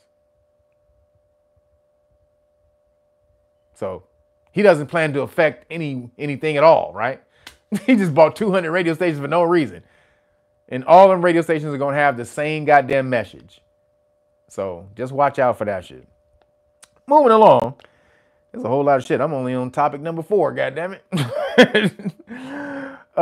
Aerial reports, they show a massive caravan of illegal immigrants in the thousands, the tens of thousands, on their way to America, on their way to the American border before the election.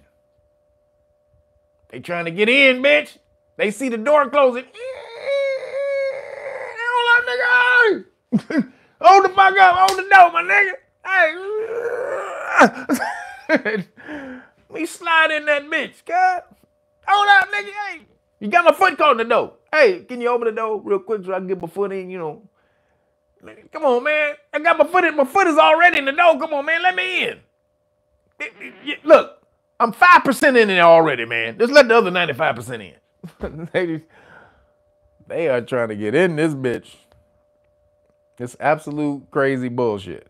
If you saw them, if you see all the caravans of those people on their way to America, it's crazy. Now there's an order that says they have to stay in Mexico before they come here. But I know Mexico is like, fuck that shit, nigga. Yo, Tyra Riley, thank you for the Cash App. Appreciate you. And everybody hitting the button, the donation. My chicken shawarma donation button. And the shawarma salmon. They got shawarma salmon and chicken shawarma. So they both off the chain. And appreciate you for both. But they're trying to get in, man. So Mexico is probably gonna be like, you didn't say we had to keep all them niggas. You said these niggas right here. We gotta keep these niggas and those niggas. Shit. Turkey burger? Yeah. Hey, I haven't had a turkey burger in a minute. I might have to give me a turkey burger too. That may be later on tonight. But after the show, it's always chicken shawarma. Mexico is not gonna keep all them niggas. They're gonna try to send them to the border. Appreciate you, Tyra. Thank you. So again, now this is thousands now in the millions coming here to steal Americans' money. Now, are they coming to steal Americans' money? Technically, yeah, but no. Because they're told to come here. But they know they're coming here to take the taxes from the American people. But if somebody is telling your ass to come over here and take all this money, are you gonna say no? You're not gonna say no. You're gonna be like, hell yeah, nigga. Hey, everybody. That's what you're gonna do. So it's kind of hard to blame the immigrants when somebody is telling them, bring your ass over here and I'm gonna hook your ass up with millions or thousands of dollars. Apartments, hotel rooms that cost a bunch of money. These people chilling in hotel rooms with Xboxes and PlayStations that they bought with your money. That's what's going on. They buying PlayStations and shit. Yep, EBT. So they coming here. Now, it's not technically stealing. It is stealing because if you know you come to somebody's house to get something when you already know that they already, their house is already struggling, and you know when they get there, they're going to be forced to take away from their well-being to give to you, then you have some type of culpability behind that. I don't give a shit how many people is telling you to come here. You know the American people don't want you to come here just because the American government is telling you to come. You know the American government has to get that money from the people. So they do have some culpability behind this shit. He says, thanks for reminding me of the petition. Once I win the million chicken shawarma. Hey, that's what I'm talking about, candy cane. Shit. That's what I'm talking about, candy cane. Right on over here, girl. I'm gonna open me up a chicken shawarma bank account so we can just put the funds right on in there by itself. That's all it's for. Chicken shawarma. I'm gonna have a chicken shawarma card, a debit card. Appreciate you though. If you hit big, make sure you hit me up. So again, you can't blame them. You can't blame them for doing it, but you kind of can blame them. They do need to accept some of the blame because you do know you're coming over here and you're not wanted over here, and you're gonna force yourself on the American people instead of coming here legally like everybody else does and has to do jump through all the hoops and everything. You trying to do a shortcut, and so if you're trying Trying to get a shortcut, man. Hey, we got to blame you too, goddammit. About to blame you too. Yeah, that's right. Chicken shawarma debit card. That's right, Roger Groves. So moving along, did you see the BRICS countries? The 20 BRICS countries met in Russia to discuss the plan on how to destroy their dollar. And they like, nigga, we got to fuck that dollar up, nigga. Fuck the dollar, bitch. Fuck the dollar, nigga. But no, they trying to destroy the dollar. They went, so they finally met in Russia because so Putin could join, because they were meeting in other countries, in those other countries, they're United Nations countries, and so he's a war criminal in the United Nations, so they can't have him over there. Some of those other countries, so they went to Putin this time. And Iran and Turkey are looking to join the group. They looking to join the BRICS. So again, if you don't know what BRICS are, that's the alternative group that they've created to battle the America's dominance in the dollar, the world dollar, the petrodollar. What is it? Brazil, Russia, India, China, and South Africa. And then they got a whole bunch of other countries. Like I said, 20 other countries that are in there. And Iran and Turkey trying to get in there. So everybody's moving away from America. They trying to move away from America's gangster neck, the foot on their throat. America's had the foot on their throat for a long time. They like, get your foot off me, bitch. So, but it's gonna still be a long time before they get America's boot off their neck. It's a platform boot, like when them big platform shoes, like in I'm Gonna Get You, Sucker. with what is it? Huggy Bear. Fernando Vargas with the I mean, what was his name? What's my man's name? Not Fernando Vargas. What was his name? Damn it, I forgot my man's name. What's his name, y'all? With the fishbowl high heels, yeah. What's my name, man? Huggy Bear. I forgot my man. It's Vargas. Antonio Fargas. Antonio Fargas. Goddamn, forgot my man's name. But yeah, like Antonio, that's the kind of boot America has on niggas' necks. It's a big ass platform shoe with a fucking goldfish, with a goldfish tank on it. You know, to amuse us to amuse the world while it has the foot on the world's throat. The world is amused by the goldfish as it's laying down, choking. We're entertained by the goldfish that's rolling around in the shoe. But shout out to Antonio Fargas. So that shit was funny. BRICS they trying to gangster off. Just need to let y'all know. But then there's another thing that y'all don't know about called Project Agora. Did y'all hear about that shit? Project Agora. This is a project where 40 of the world's largest banks, as well as the New York Fed and some G7 central banks, get together so they can speed up cross-border payments with a new digital currency platform.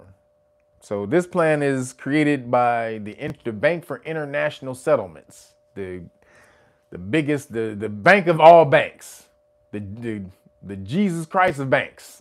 That's the Bank for International Settlements. And so, they run all the other central banks. That's the central bank of all central banks.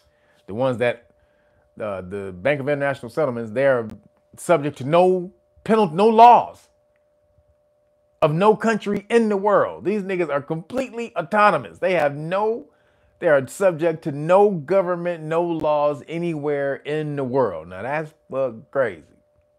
That's crazy. They are not subject to anybody's laws. But they create all the laws for the world, though, with their banking policies. So basically, this is the beginning of the World Bank central or digital currency. So World Central Bank digital currency. That's what we about to be in for, y'all. Hope you ready, man. Hope you got some dollars and some toilet paper and some food stocked up before November 5th, just in case some shit goes down. Because there may be a whole lot of scenarios that go down. Trump could win and they riot. KAMALA could win and the other niggas riot.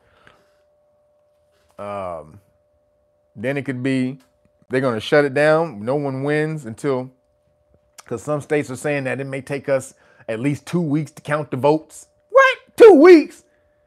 In the 80s, we won. In the 80s and the 90s, we knew who won on the same goddamn day. Now, all of a sudden, when we have more technology, we don't know who winning these things for weeks on out. Get the fuck out of here, man. This is some bullshit. This is blatant fixing of the election, allegedly. This is blatant, tampering. I would say that. This is blatant election tampering, I should say, allegedly. But, so just be prepared, y'all, because they're trying to tell us we don't know what's going to happen in the next week and a half. So just be prepared for anything. So moving along, the modern woke movement is exposed to be a psyop created by the government over 50 years ago. We kind of knew that, right? But see, they overtook the word woke. See, they took the melanated people's word. That was our word for consciousness, higher consciousness. And they stole it. They co-opted it. They jacked it. Put it in some high heels and a dress, some lipstick and some blush, some eyelashes. And put it on the stroll.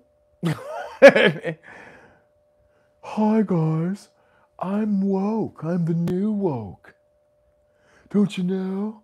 This is what woke is now. If you're not woke to other people's identities and how other people feel, if you don't believe that I have the right, that I have the entire right to feel like a woman, like, you're not woke. Like, motherfucker. I'm the new woke. I'm the new woke. Like, okay. Okay, so the new woke was a psyop that was created over 50 years ago.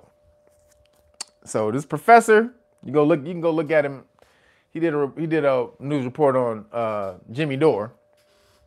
So his name is Christian Parenti, journalist. He's a professor and a journalist. Christian Parenti wrote an article showing how it's known as what is known as woke today is a government an elite foundation plan to control the public. So it was the government along with certain non-government organizations, these elite organizations like foundations, Ford Foundation and the Guggenheim Foundation and all these other motherfuckers, Rockefeller Foundation. So again, what is known as woke today was called free love in the 60s, in the flower movement in the 60s, right? Free love, man. Yeah, bro. Oh, peace and love, brother. Come here, you're my brother. You're my sister. You're my mother, my brother, and my sister. Oh, I love you, man. So, free love, man. You want to go back here and fuck?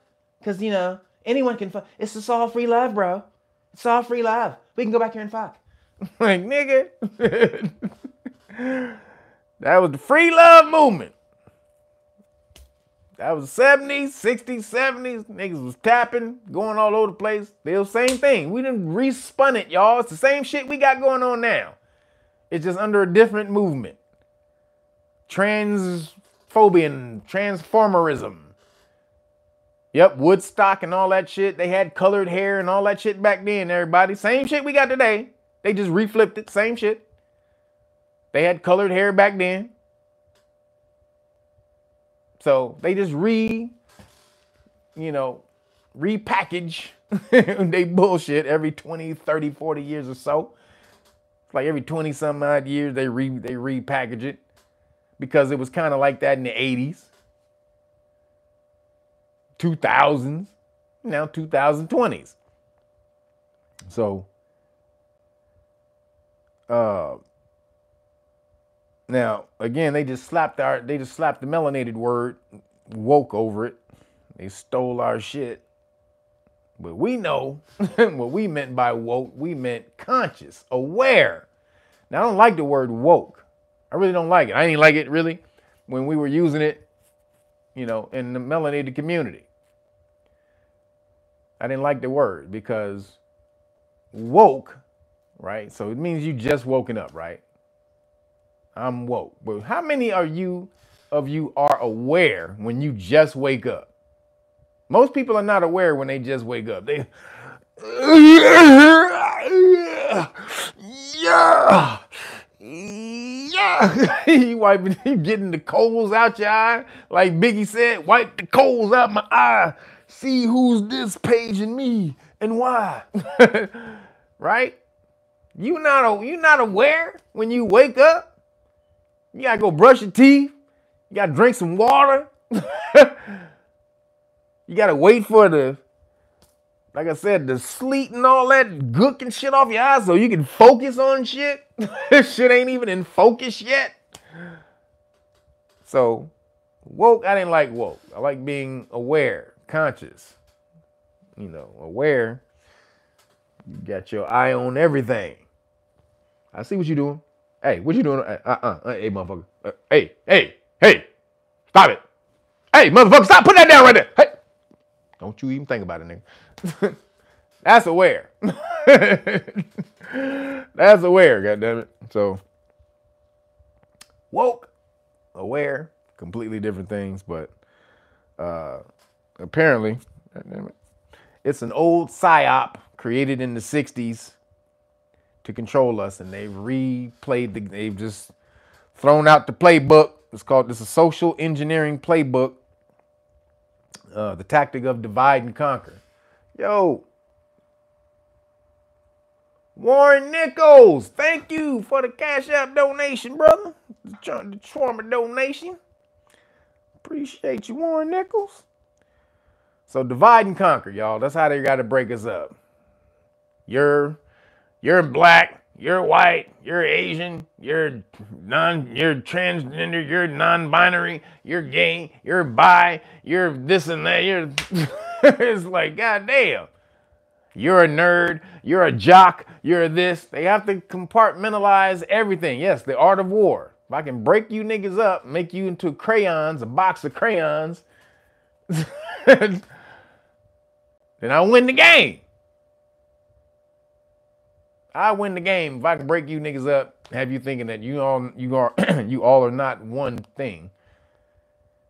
So you got to separate yourself, and then you start calling yourself three things. You're a transgender, non-binary, woman, gay nerd. You'll throw a million different things on you. Also, you can fit in. I just want to fit in, man. Can I just fit in? I just want to be a part of it all. I just want to be a part of you guys. Because I love you guys. Like, take your ass on over there, please. Yeah, right? Right there.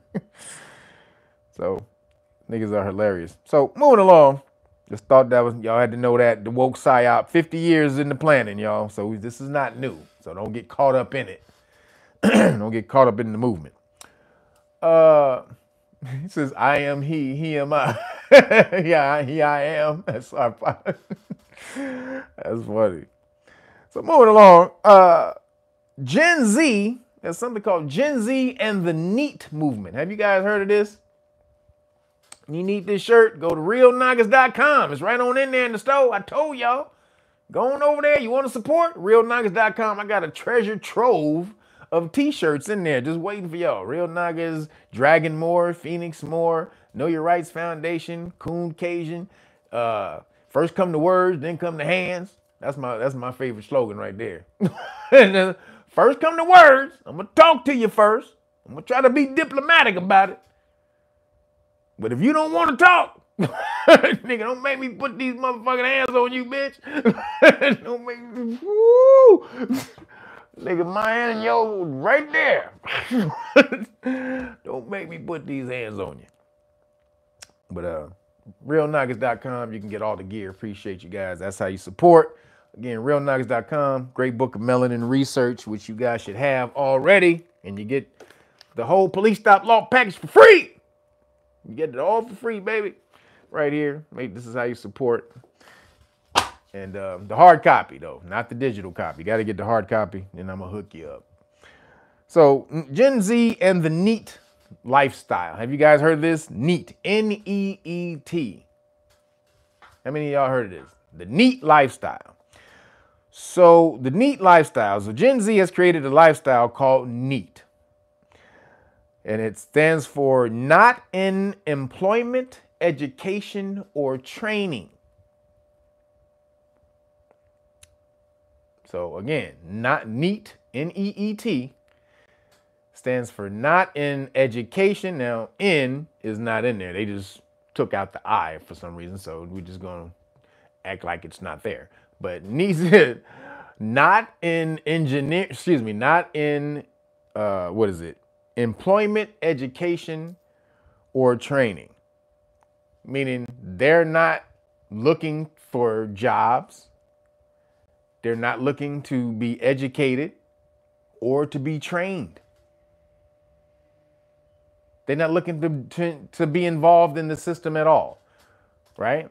Because they believe the capitalist society, this capitalist system, has ruined the world. And they refuse to be a part of it. I'm not a part of it. I'm out. This is bullshit, man. It's fucking bullshit. It's capitalist. It ruins the world. It belittles people. It demeans them. It destroys their economies. It makes people slaves. Makes them fucking slaves, man. Then, if you're not going to join the workforce or be educated or trained, how do you plan on surviving? Oh, you see my mom, my dad, my mom, you know, they own a $10 million corporation. So, you know, I'm just going to stay at their house for a little bit, you know, get my bearings together, just want to understand the world better, what I need to do in this world to make my way. So I'm just going to use, you know, my parents is going to just pay for me just for a little. Oh, so capitalism was good enough to get your parents' money to be rich enough to pay for your bitch ass to not have to be a capitalist. Oh, okay. My bad, brother. I didn't know. My bad. Okay. You said, well, shit, we used capitalism to get my parents paid so that they could take care of me. That's what it was good for. So now I'm going to flip the tables and make capitalism, we're going to wipe it out so that we can help the poor people. Like, nigga, capitalism does help poor people, dumbass. It's the best system in the world to pull people up out of poverty. Pull more people out of poverty in the world than anything in history, ever. So you might not like a lot of it because capitalism, in a capitalist society, it capitalizes, you know, the advantage to capitalize on the disadvantage.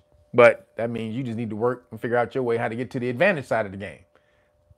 That's usually how it works. It's an egalitarian society, meaning whatever you put out into the universe, the hard you work, you get paid for that hard work.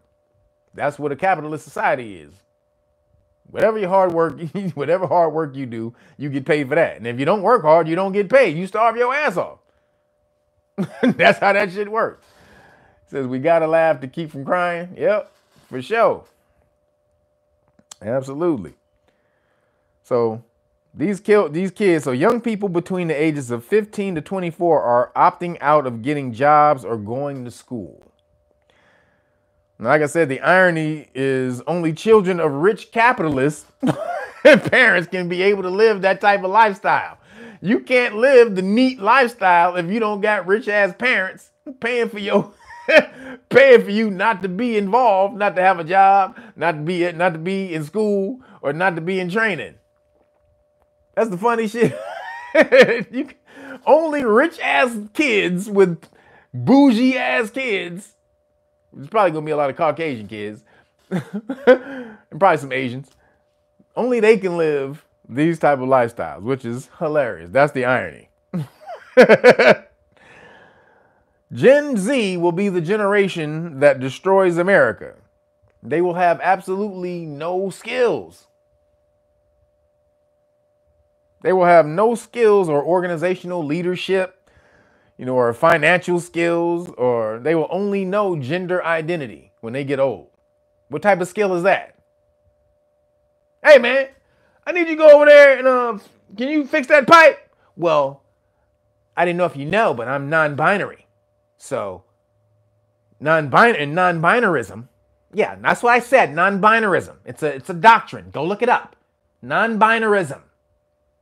It's right there. Go look it up. It's in the dictionary. So in non-binarism, we're taught that our skill is to not be on one side. So if I was to go learn a skill like be a plumber, then that would make me polarized, and I cannot be on one side. I wouldn't be on one side. So then I couldn't be on both sides because I'm a plumber now. So I have to, in order to stay here in my non-binarism mode, I can't do anything. So we're going to run the world eventually, with just watch. We're going to run the world with this type of mentality. We're going to just take it over. Like, sure. With your non-skill having ass. They're going to fuck America up. No skills to pay the bills. Thanks, Generation Z. We appreciate you. They're going to be the ones that fuck America off. Straight up. Straight up. Moving along in Skittle news. So there's a shocking new study reveals how, how many medals female athletes have lost out on to trans opponents. Now, again, some people be new here and be wondering why I do Skittle news every week. I do it every week. Why do I do it every week? Because it's called the culture war. You understand? This is how they change society. They change culture first, and then they're able to change society through culture. So right now, you are in a culture war where they're trying to bombard you with a certain mentality that's not, or that is antithetical to the ways of nature, the laws of nature. In order for us to keep what we've been doing, to keep the way things are, we have to push back against that. If you just sit back and try to call, well, I'm tolerant. I'll tolerate, I'm tolerant of everything, I don't push back. I don't need to, I don't need to shit on other people to feel great. Well, nigga, it's not shitting on other people. It's putting a mirror to it and showing how it's not the majority or the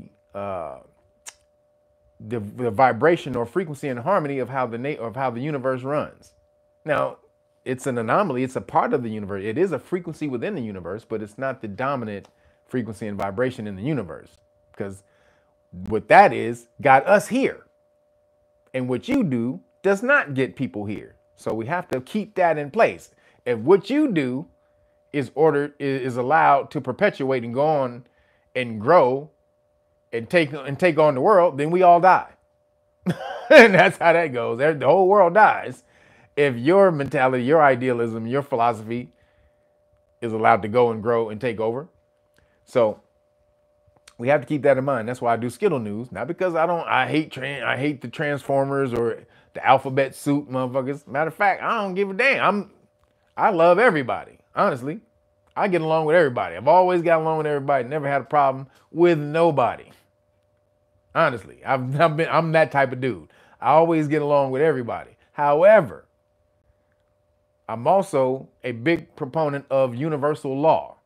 And so if what you're doing is antithetical to universal law and it's devolving the frequency and vibration of society, then I'm going to say something and just put a mirror to it.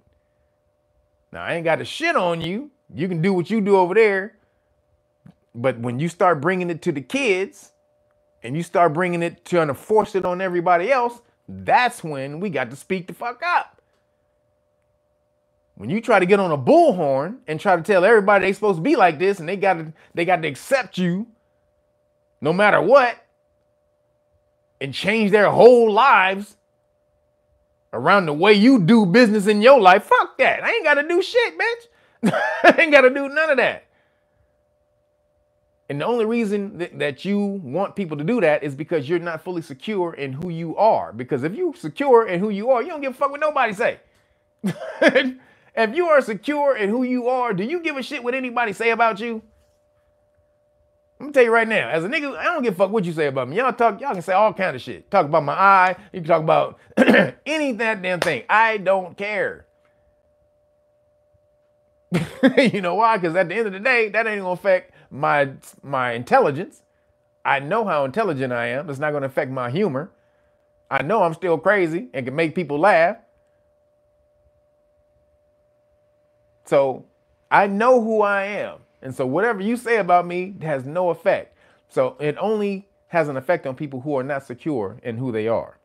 So that's why I do Skittle News every week, so that we can, it's a culture war. We have to push back on what's antithetical to universal law. So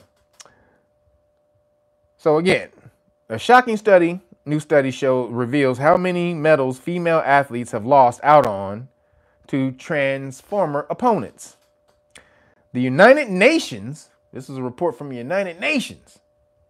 The United Nations is facing renewed calls to ban transformer athletes from women's sports after a study revealed that nearly 900 medals have been lost to biological males.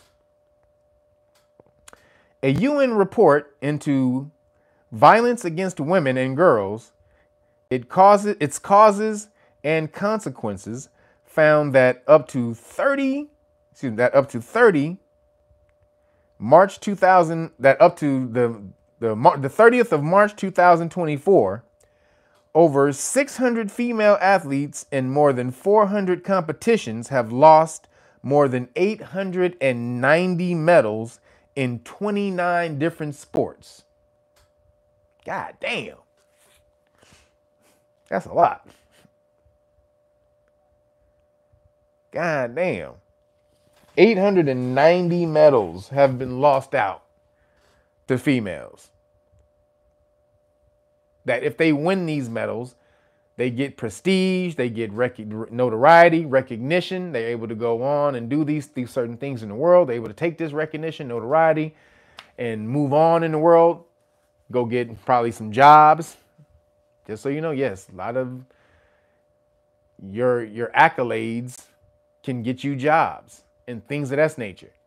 Positions, maybe sports jobs, sports positions. If you were a star athlete at this, you can go on to another college and get a coaching job. Things like that. All of that stuff is getting lost out for the ladies. Because, hey guys, over here, pass it over here, pass it, ha, ha, ha. Because those motherfuckers want to be in the WNBA. It says the replacement of the female sports category with a mixed sex category has resulted in an increasing number of female athletes losing opportunities, including medals and competing against males. Special Raptor Reem Alassim, I don't know, damn. Oh, special reporter Reem Alassim wrote. So ladies, you got to speak up. You got to speak up. You're losing out on a lot of your future. All the progress that you made in the movements, the women's movements and all of that type of stuff, you're losing ground. Men is coming for it. Give me that. Come on, pass the ball. So, ladies, feel for you. But again, I can only be your ally when you stand up. I can't be an ally for people who don't say nothing. So, as long as you're trying to say something, I'm with you. I'm going to go do a check, a forearm check on them when they try to come. Boom! They come try to steal the ball. Pow! Get off of it, bitch. But I can't do a block for you unless you speak up. So moving along, Minnesota Congresswoman Angie Craig claimed it's appalling not to let Transformer women join the female sports teams.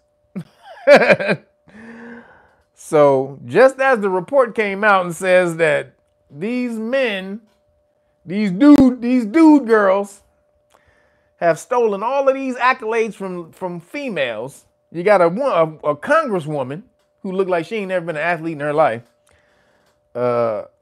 She said, it's appalling. Travesty. Gotta be ashamed of yourselves. Not to let the Transformer people join the female sports teams. This is disgusting. It's disgusting. It's fucking disgusting. How dare you not want a man's forearm going across a woman's neck? We should see that all the time. We should strive to see this. I want to see a man knee a woman right in her stomach. Break all of her ribs right here. Just destroy it all. That's what happens. Men's bodies are much harder than women's. And when men and women run into each other, boom, the woman goes like that. That's what happens. Men and women's bodies are completely different. Men much harder. Much more testosterone, bone density, muscle fiber density, all of that shit. So when they go like this, bow! When they meet, the woman goes like that. Joanna Man, exactly. Thank you. Joanna Man was a funny movie though. But that's exactly what this shit is. So she said it's appalling. It's bigoted. Wait, what did she say? She says Angie Craig, a Democratic congresswoman from Minnesota, blocked 2 separate efforts to keep Transformer women out of female sports. She blocked 2, calling such moves bigoted and appalling. Hey, bitch, won't you get your monkey ass out there on the field and try to stop one of these niggas with the football or the soccer team? You try to stop them as they barreling down the field. I want to see that, Congress bitch. Get your monkey ass out on the goddamn field when niggas with these super huge ass fucking thighs that they've been playing football with, and all of a sudden, Big Bubba then decided he was Bubette. He was Babette. And this nigga need to go not play American football, but European football, soccer, because it ain't really football, soccer. And now he want to run over women. Get your ass out there. If it's appalling and it's bigoted, I want to see you try to stop this nigga. And if you can stop him, everybody shut the fuck up. If Congresswoman Angie Craig is able to stop this big ass barreling nigga down the street from barreling down the field, you able to stop him? We gonna shut the fuck up, Angie Craig. How about that? I will apologize. I will stand on top of a goddamn mountain with 18 bullhorns and say, Angie Craig was right. But until that day, Angie Craig, shut your bitch ass up. Talking about what's appalling when you don't have to go and up against a dude. You only talking shit. Let's see your daughter out there on the field with a dude. You got a daughter? Let's see her out there. Until we see any of that, you need to shut the hell up. So in 2020, a former Republican representative, Tulsi Gabbard, proposed a new piece of legislation known as the Protect Women's Sports Act. So that's in 2020. Tulsi Gabbard, shout out to her. Now, I think Tulsi Gabbard could be president. So it ain't that women can't be president. It's just that Kamala can't be president. Because I definitely believe Tulsi Gabbard could be president. She's off the chain with it. But she came out with something called Protect Women's Sports Act of 2020. If passed, the law would have effectively, so it didn't pass, but the law would have effectively prevented schools that receive federal funds from allowing Transformer women to participate in female athletics. Now, they're going to try to get this going again. Trump is going to try to revisit this if he gets elected, because Tulsi is going to be in his cabinet, right? So he's going to try to get this going again. So basically, if you your state doesn't get federal funds if you allow transformers on biological female teams. That's what I'm talking about. They're doing the opposite thing now. If you don't allow transformers on biological female teams, then they're taking the funds away. If you don't allow them on, Trump is going to flip it and say, if you do allow them on, we're going to take the money. So then, however, only one day after the bill was introduced, Congresswoman Craig condemned it as bigoted and appalling and criticized the measure as beyond the pale. Beyond the pale, whatever that means. It's beyond the pale. In a statement, she said, queer and transformer women must stand together in the face of intolerance. Yo, Roger Grosz. Roger Grosz, appreciate you, bro.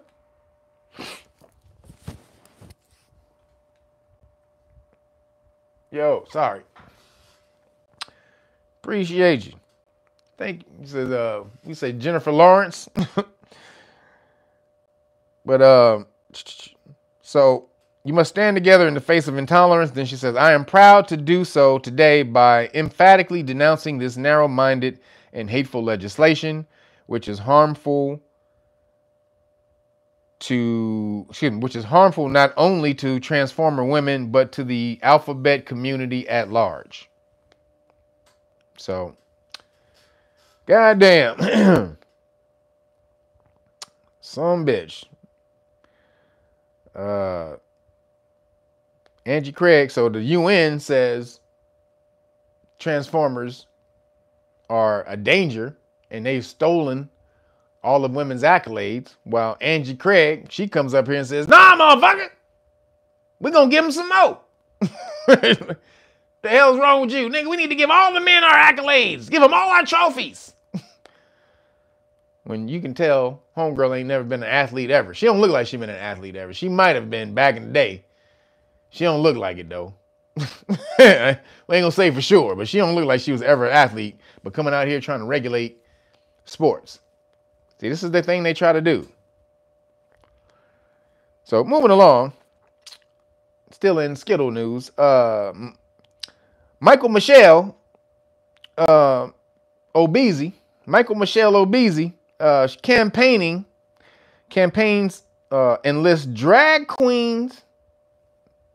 Let me say this again. Michael Michelle Obese campaign enlists drag queens and free prize draws in a bid to boost turnout in swing states. Now, let's go back real quick. Who was Barack Obama? What did Barack Obama have as a nanny that kind of influenced him? His love.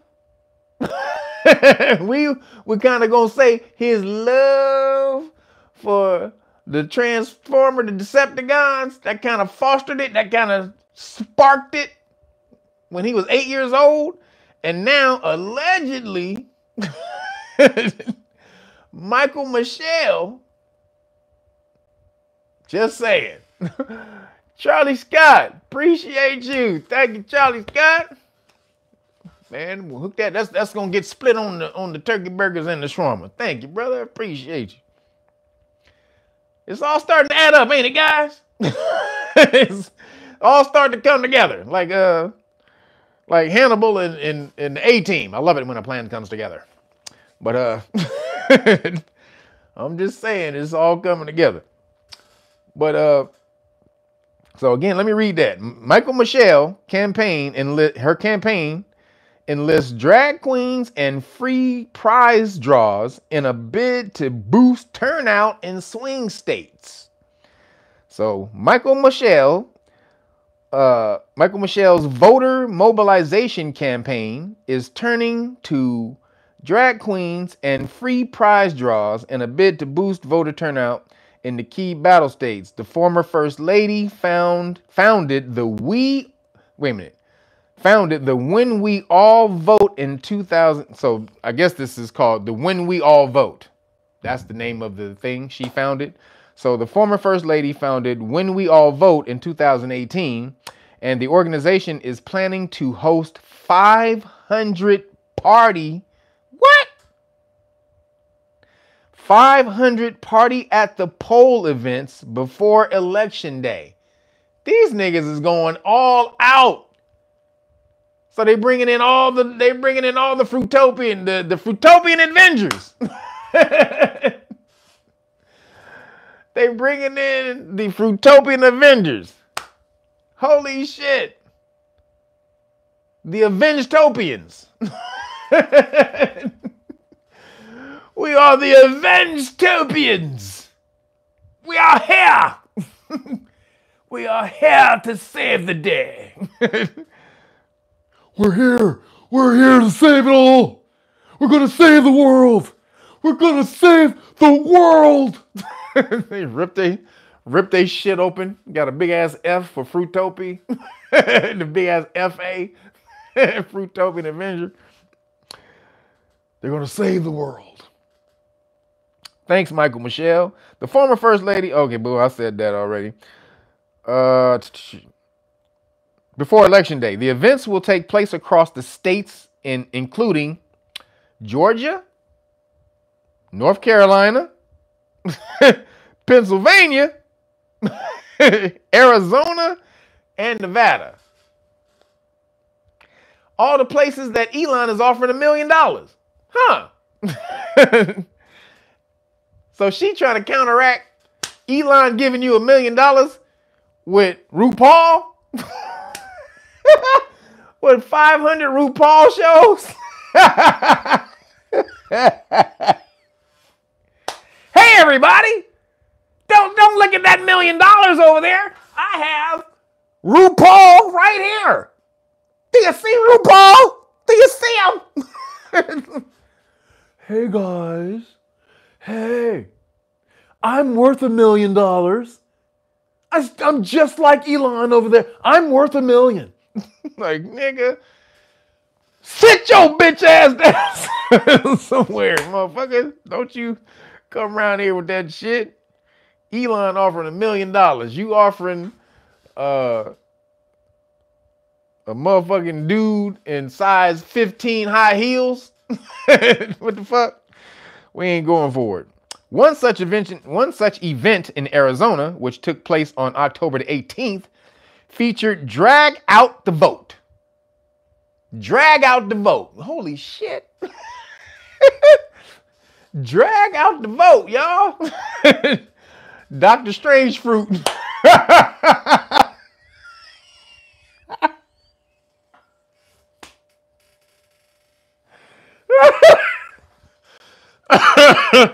Told you Roger Roach is funny as hell. Dr.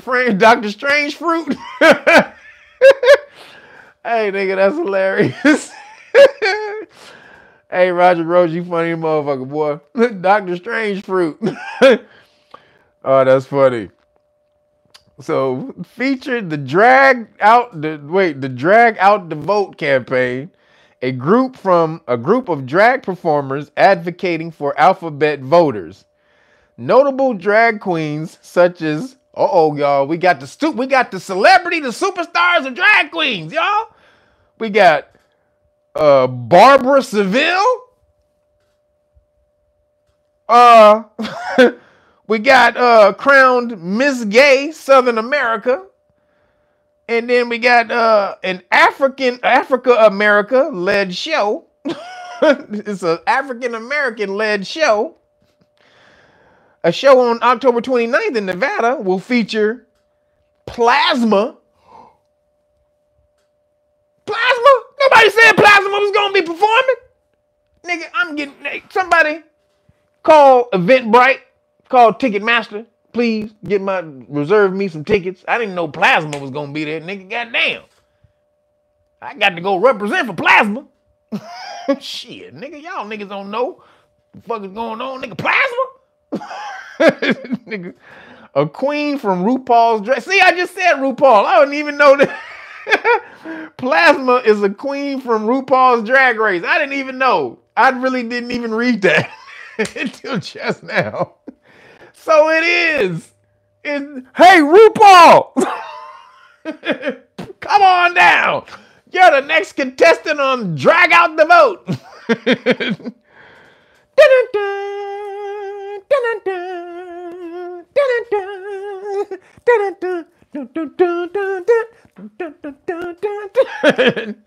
Y'all know the goddamn tune.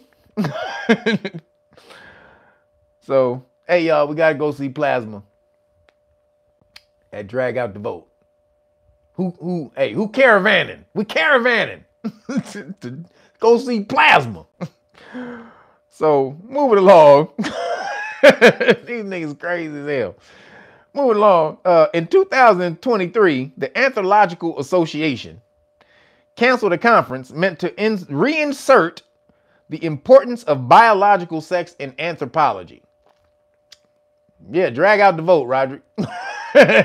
Drag out the vote. We all going. We caravanning. Join the caravan of love. Stand up. So in 2023, again, the Anthropological Association canceled a conference meant to reinsert, because it's been taken out apparently, the importance of biological sex in anthropology. I didn't know it was gone, but apparently it's gone and they need to reinsert the importance of it. They canceled it in fear of threatening the safety of, the safety or offending transformer anthropologists or anyone else who identifies as a different gender. So we can't be intellectually factual, historically factual, biologically factual, because it's going to offend some transformer anthropologists. Wait a minute. If they're in anthropology, then they should know male and female equals more people. More anything. Male, female, male thing, female thing, male thing equals more of whatever that thing is. They don't know that as anthropologists. They gonna get offended. How the fuck did they get here? Didn't anybody ask him that? Hey, say man, girl, man, whatever, man, girl, man, how did you get here? Huh? How did you get here? Well, my mom and my dad. Your mom and your what? Your mom and your dad. So your mom and your dad, they deal with male and female, but you don't? Okay. And you're an anthropologist. All right. Where you get your anthropology degree from? The side of a goddamn Fruit Loop box? Did it come with the package? Did it come with one of the decoder rings? You got a anthropology degree and a decoder ring inside the Fruit Loop box. Oh shit, nigga, look at my shit, nigga. Holy shit, and an anthropology degree? Oh nigga, I was just going for the Fruit Loop ring, but shit, nigga, I didn't know it came with an anthropology degree. Goddamn. Bet y'all all hating on me now, nigga. Got my anthropology Fruit Loop degree. Yeah, they crazy as fuck. They're trying to blur the lines between man and woman in human history. Again, I told you, culture war. This is what they call the culture war. My mom was my dad. My dad was my mom.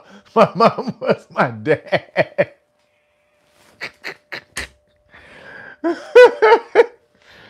You said Batman decoder ring? No, they got the Transformer decoder ring. They Decepticon decoder ring. I got a Decepticon decoder ring. It says Megatron right here. You see Megatron in Starscream? Right there. Soundwave. Only Transformer people will know that, right? What that meant right there. But so again, you can't skirt the culture war, everybody. You got to be involved in all of this stuff. You can't sit back and act like I'm just in it, not of it. life is gonna pass me by. It's gonna pass me by. I'm just gonna sit here and be conscious. Listen to what's his name? Dr. Phil Valentine. I'm gonna listen to my Bobby Hemmett. I'm gonna listen to Black Dot. Now it's gonna pass me by. No, nigga, you're gonna get your ass ran over. That's what's gonna happen. So moving along, last thing in Skittle news, a preschool tried to extend the gender ideology to nature. They tried to say in the school that they didn't want, they were trying to take away the male and female sexual designation from everything in nature. Plants, animals,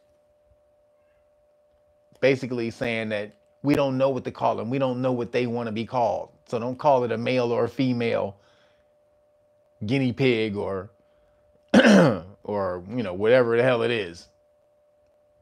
This is what they teaching kids. This is a preschool. See how they getting them early? Preschool. Animals are non-binary? Nigga, what? Animals are non-binary.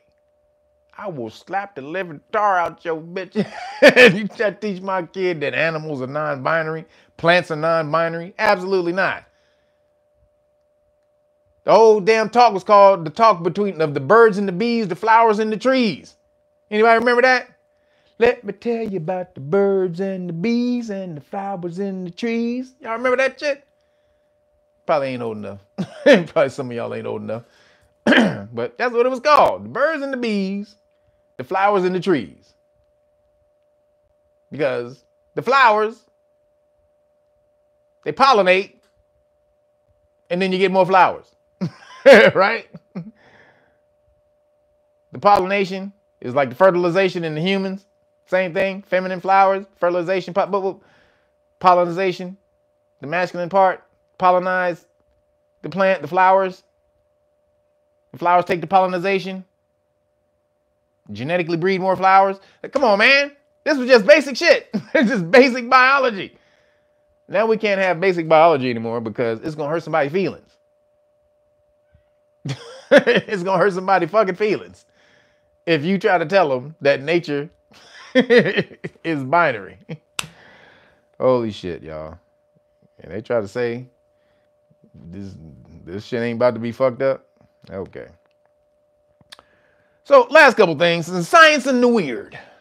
Science and the weird. So Earth's core has slowed so much it's moving backwards, scientists confirm. So we've talked about this for a minute. The excuse me, the changing of the pole shift. This is a confirmation of the pole shift. So what was north on the planet and south on the planet, they're switching poles. Why? Because, you know, the same thing as science. If you have a metal core with like copper around it or whatever, so if you take a metal magnet, not a metal, but magnet, and you wrap copper around it, wherever you send the charge in, so you take a copper wire and wrap it around a magnet, right? Wherever you send the charge in is going to be the North Pole, and wherever it releases is going to be the South Pole. So no matter even if I hold it, I'm holding it straight up like this. If I take the charge and I deliver the charge from here, which is the bottom to us, that will still be the North Pole, right? Because it's depending on the charge. So the Earth's core, which is made of metal, is slowed down and starting to spin the other way, which means the charge is going in a different direction, which changes the poles. That's why you're starting to see shit the way it is right now, where shit used to be hyper masculine, shit is now hyper feminine, right? Where the world was in a masculine state, now it's moving towards a feminine state. The only problem with that is women didn't do anything to earn that position. They've done a lot, but they haven't done anything to earn the position of leadership in the world. Men built the world, literally. It's not trying to slight women or anything like that, but men built the world, literally. They died for it. They go off and they die in order to facilitate the things that they built. Women never did that till recently. They started letting women into the military and shit like that, but they're not in the draft. They don't have to go. It's an option. Men have to go to the military. Men have to go to the military and they have to die. They don't get a chance to say no. When you're 18, you got to sign up for the selective service in America. That means if there's a draft, you get drafted. If you're in the draft age, when you sign up for the selective service. So we're moving towards a time where it's imbalanced because women didn't really do anything to earn the position to lead the world. They just want to lead the world. They just feel that they should and they can. But you can't lead men if you can't show men that you have the same resolve as them. You're not going to lead a man. So this is where we are right now. And they're trying to, because they know they can't lead men, they're trying to turn all men more feminine. Because they know they can't lead masculine men like that. So they have to turn the men feminine in order to be able to lead them, which is not natural. It's antithetical to nature. It's not going to work. Ultimately, even if it's social, if it's indoctrination, even if it's programming, eventually the programmer will go back to its normal program. You heard this. We will now return to our regularly scheduled programming. That's what will happen. The only reason women cannot worry about having babies and shit like that is because we live in a world where you don't have to do anything to survive. Ladies, no one has to do anything to survive anymore other than get in your car and go to the store. You don't have to get your ass up, make a bow and arrow, carve your ass out an arrow, carve the part of the arrow, the arrow part that goes on the stick of the arrow. I forgot what that was called. You don't have to do any of that. You don't got to make big ass spears. You ain't got to make big ass sticks with spikes on them. You ain't got to do none of this shit. Again, it's you wake up and everything that you need for your survival is ready at hand. But if all of this shit wasn't here, humans would have to revert back to nature, meaning men have to go kill and eat food, get food to eat, and women, you got to have babies in order to facilitate the existence of the race. That's what it would all go back to. You wouldn't have this, oh, I'm not going to have babies because I want to go out there and hunt this goddamn big ass saber-toothed tiger. Oh, really? Okay, well, go take your ass on over then. Go hunt that big ass saber-toothed tiger then. See, it ain't the same thing as saying, I'm not want to have a baby. I want to go be the leader of this corporation. That's a whole different thing than you having to go fucking fight a goddamn saber-toothed tiger. Okay? Whole different game. Take your motherfucking ass over there and see if you can feminist off with the saber-toothed tiger. I'm a woman. I'm a woman, motherfucker. You need to do what I say. We've been persecuted. We've been taken down. We've been degraded. You understand me, saber-tooth motherfucker? Go see if that works. See if that works for you. That's how life would have to be if men didn't create the fucking world. That's where nobody has to do anything for survival anymore. It would all have to go back to the original shit. So this is what's going on right now in the world with the pole shift. So science is caught up with us. Variations between waves of similar strengths that pass through the core at different times enable scientists to measure changes in the inner core's position and calculate its spin. Differential rotation in the inner core was proposed as a phenomenon in the 1970s and 80s, but it wasn't until the 90s that seismological evidence was published. Excuse me. Said Dr. Lauren Wazarick. One promising model proposed in 2023 described an inner core that in the past had spun faster than Earth itself, but was now spinning slower. For a while, the scientists reported the core's rotation matched the Earth's spin. Then it slowed even more until the core was moving backwards relative to the fluid, excuse me, the fluid layers around it. So this is what you have. Again, energy flowing one way while the core is spinning another way, excuse me, creates different poles, right? So when the core starts to spin a different way, it creates a pole shift, a different pole of the Earth.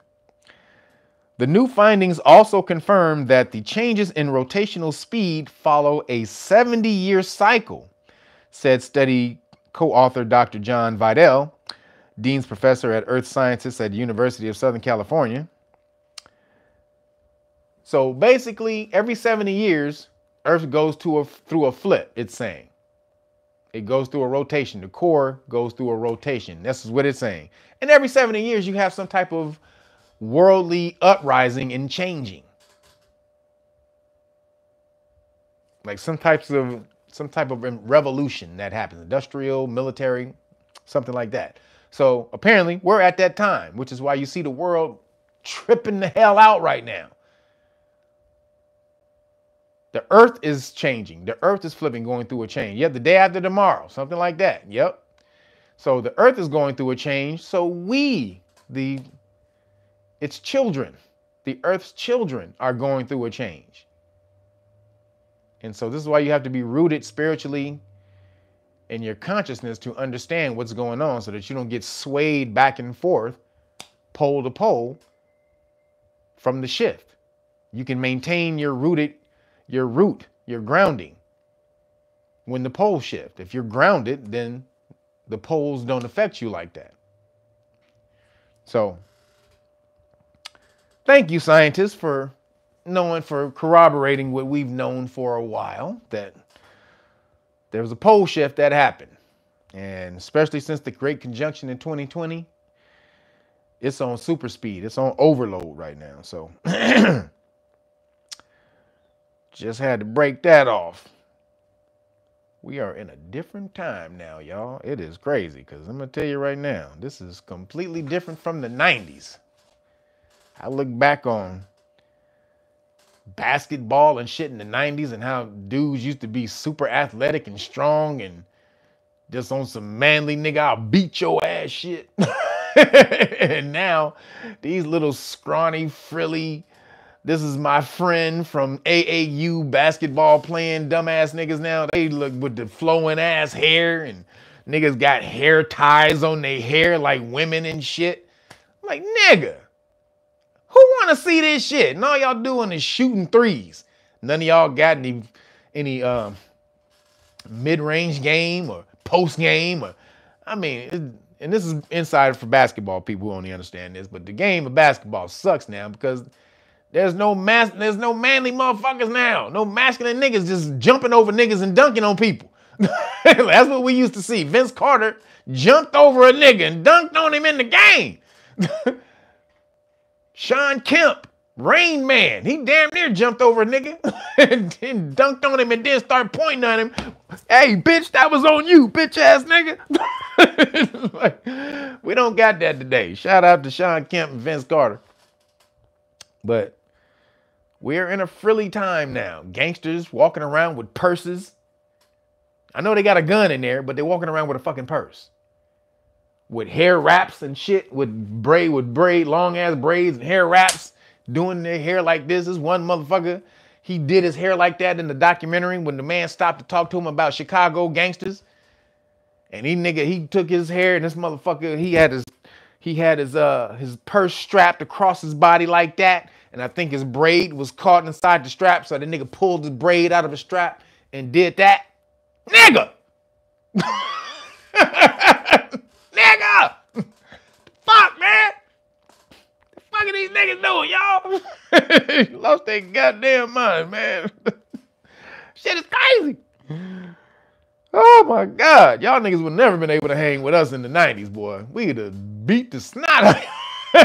We'd have smacked the shit out. We'd have beat the gangster into you niggas, for sure.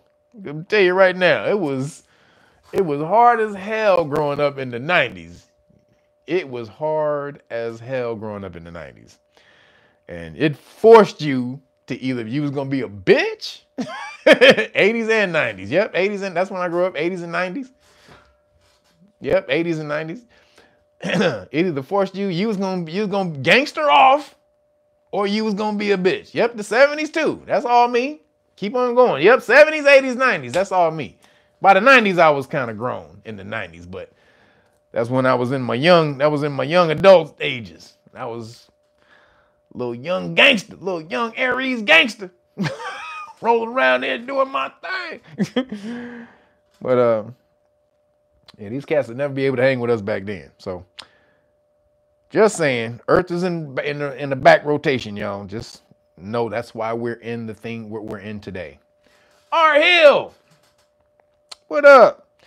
So moving along, last thing I got is scientists revive a pig's brain. So scientists have revived a pig's brain nearly an hour after it was dead. And they say the same technique could be used in humans. Uh-oh. Now they can bring you back from the dead after an hour, apparently. Why are we talking about pigs? Because pigs are the closest thing to humans as far as organally. Their organs, kidneys, their hearts, they're very much akin to humans. And just so you know, pigs are actually probably the smartest animal. Did y'all know that? Pigs are like the smartest animal out of all animals. And your ass over here eating pork chops and ham hocks and goddamn ham sandwiches. And pigs are smarter than dogs and cats. Did y'all know that? And so deal with that as you will.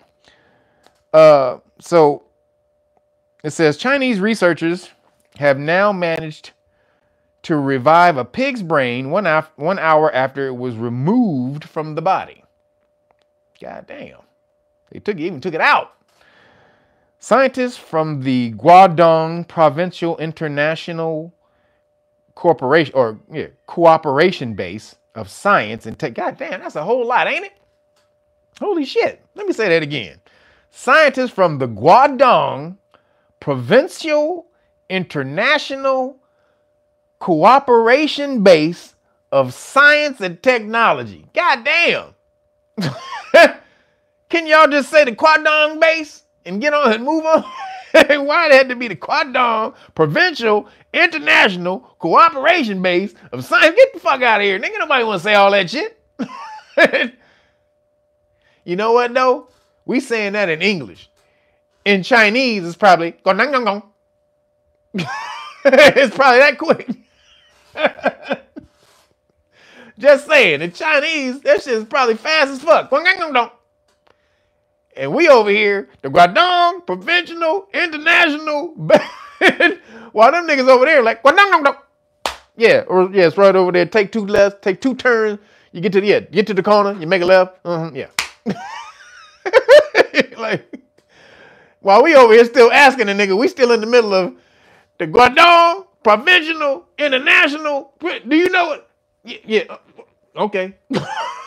We still asking this motherfucker, the Chinese nigga, done asked him in 2 seconds already. You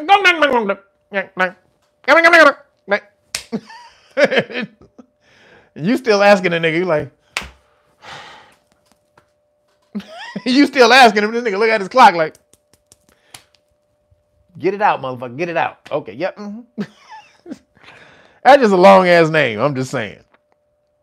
They were able to restore brain waves considered to represent consciousness activity in the brain of a dead pig using an unusual new method. The technique works by incorporating a healthy liver into the artificial life support system keeping the brain alive. Holy shit! So they got a big ass brain in a glass. Apparently, they got a big ass brain sitting in the glass. And then somebody said, hey, why don't we throw a liver in that bitch? Nigga, why don't we throw some liver in there with that pork? Nigga, they got some gumbo going on in the lab. What the fuck? We got pork brain. We got chicken liver. They just, what the fuck is going on? Who would decide just to all of a sudden throw a liver in a goddamn bowl with a brain? Hey, what if we threw? Hear me out. Hold on, my nigga. Let's hold it. I know I be coming up with crazy shit all the time, but hold on. Hit me out on this one. Hit me out, man. I know I'm the crazy idea motherfucker, but hold on. What if this gonna hold on, nigga. Goddamn, you always shoot me down, nigga, before I come up with shit. Nigga, just calm your ass down till I get it out, nigga, okay? Now, just hear me out. What if we threw in the pot with the brain, we threw a liver in there with the brain? Y'all wasn't ready for that, huh? Y'all wasn't ready for that. See, y'all don't know shit. That liver is gonna keep the brain alive. And that's apparently what happened. Who the fuck, though, would think of that? Who would think, let me throw a liver in the damn bowl with a brain, and the liver's gonna keep the brain alive? That's some crazy ass shit. But apparently, not that crazy. It is believed that the liver produces backup energy molecules called ketone bodies, which protect the brain from injury. While the technique has only been used in pigs so far, the researchers say it could be used in humans in the near future. Yeah, pork brain and pig liver, pork brain and chicken liver. Candy cane? I don't even eat swine. Why am I getting nauseated? Girl, you want to stay your ass alive? You want to stay alive, make get you a pig liver in there with your brain. The researchers suggest that heart attack patients could also be resuscitated by hooking them up to gene-edited pig livers. Apparently, who knew the pig was the key to all life, y'all? I didn't know. Pigs are apparently the key to all life in the universe, and you better go get Babe. You better go adopt Babe immediately. You never know. You may need some backup. You better go put Babe in the goddamn, keep Babe in the backyard for a little bit. Y'all remember Babe? Y'all do y'all not only want to remember Babe, the movie, the Babe, the talking Babe that was made like off of Charlotte's, what was it, like made from Charlotte's Web? Wasn't that movie made off of Charlotte's Web? It was like it was an offshoot of Charlotte's Web or something like that. Now, Charlotte's Web, man, that's where I came up in school. Well, I still remember the little school book I read, Charlotte's Web. I still remember that little school book with the big ass words and shit. And goddamn, I hated spiders. Spiders just scared the shit out of me. So a talking spider was not in my wheelhouse. I was like, this motherfucking talking spider, how the hell? This spider, y'all ain't scared of this damn talking spider sitting up here putting up marquee signs in their web. What the hell? Amigos here next Thursday. Like, nigga, Wu-Tang. Wu-Tang and the Gap Band. Get your tickets today. Charlotte, that's how Charlotte's Web was. You wake up and Charlotte's Web have a big ass note or sign in the web and shit telling you to do some shit. Like, wait a minute, bitch. Like, nigga woke up, don't forget to gas up the truck. You come out into a web, don't forget to gas up the truck. Like, what the fuck? Like, goddamn, thank you, Charlotte. So, that's some funny shit. I just thought that was hilarious. Then, moving along, last thing, a bizarre AI device. This is crazy, y'all. A bizarre AI device that attaches to the bowl, to your toilet bowl, and analyzes the shape, size, and structure of your poop for signs of disease. Who getting one, everybody? Huh? A new AI device that attaches to your toilet and it scans and reads the shape, size, the shape, size, and structure of your turd. of your logs to see if you got disease. Who going for one? Who the hell want AI looking at their shits when they in the bath? They will come up with all kind of shit, man.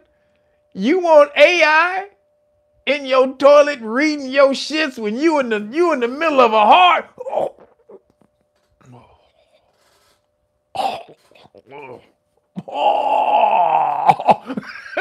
When you in that hard one? Woo! And then AI hit your ass up like, excuse me, sir. You have potential colon cancer and you have potential polyps in your... Like, nigga, I don't want AI telling me. Nigga, that I got some shit going on down there, nigga. I don't need to know.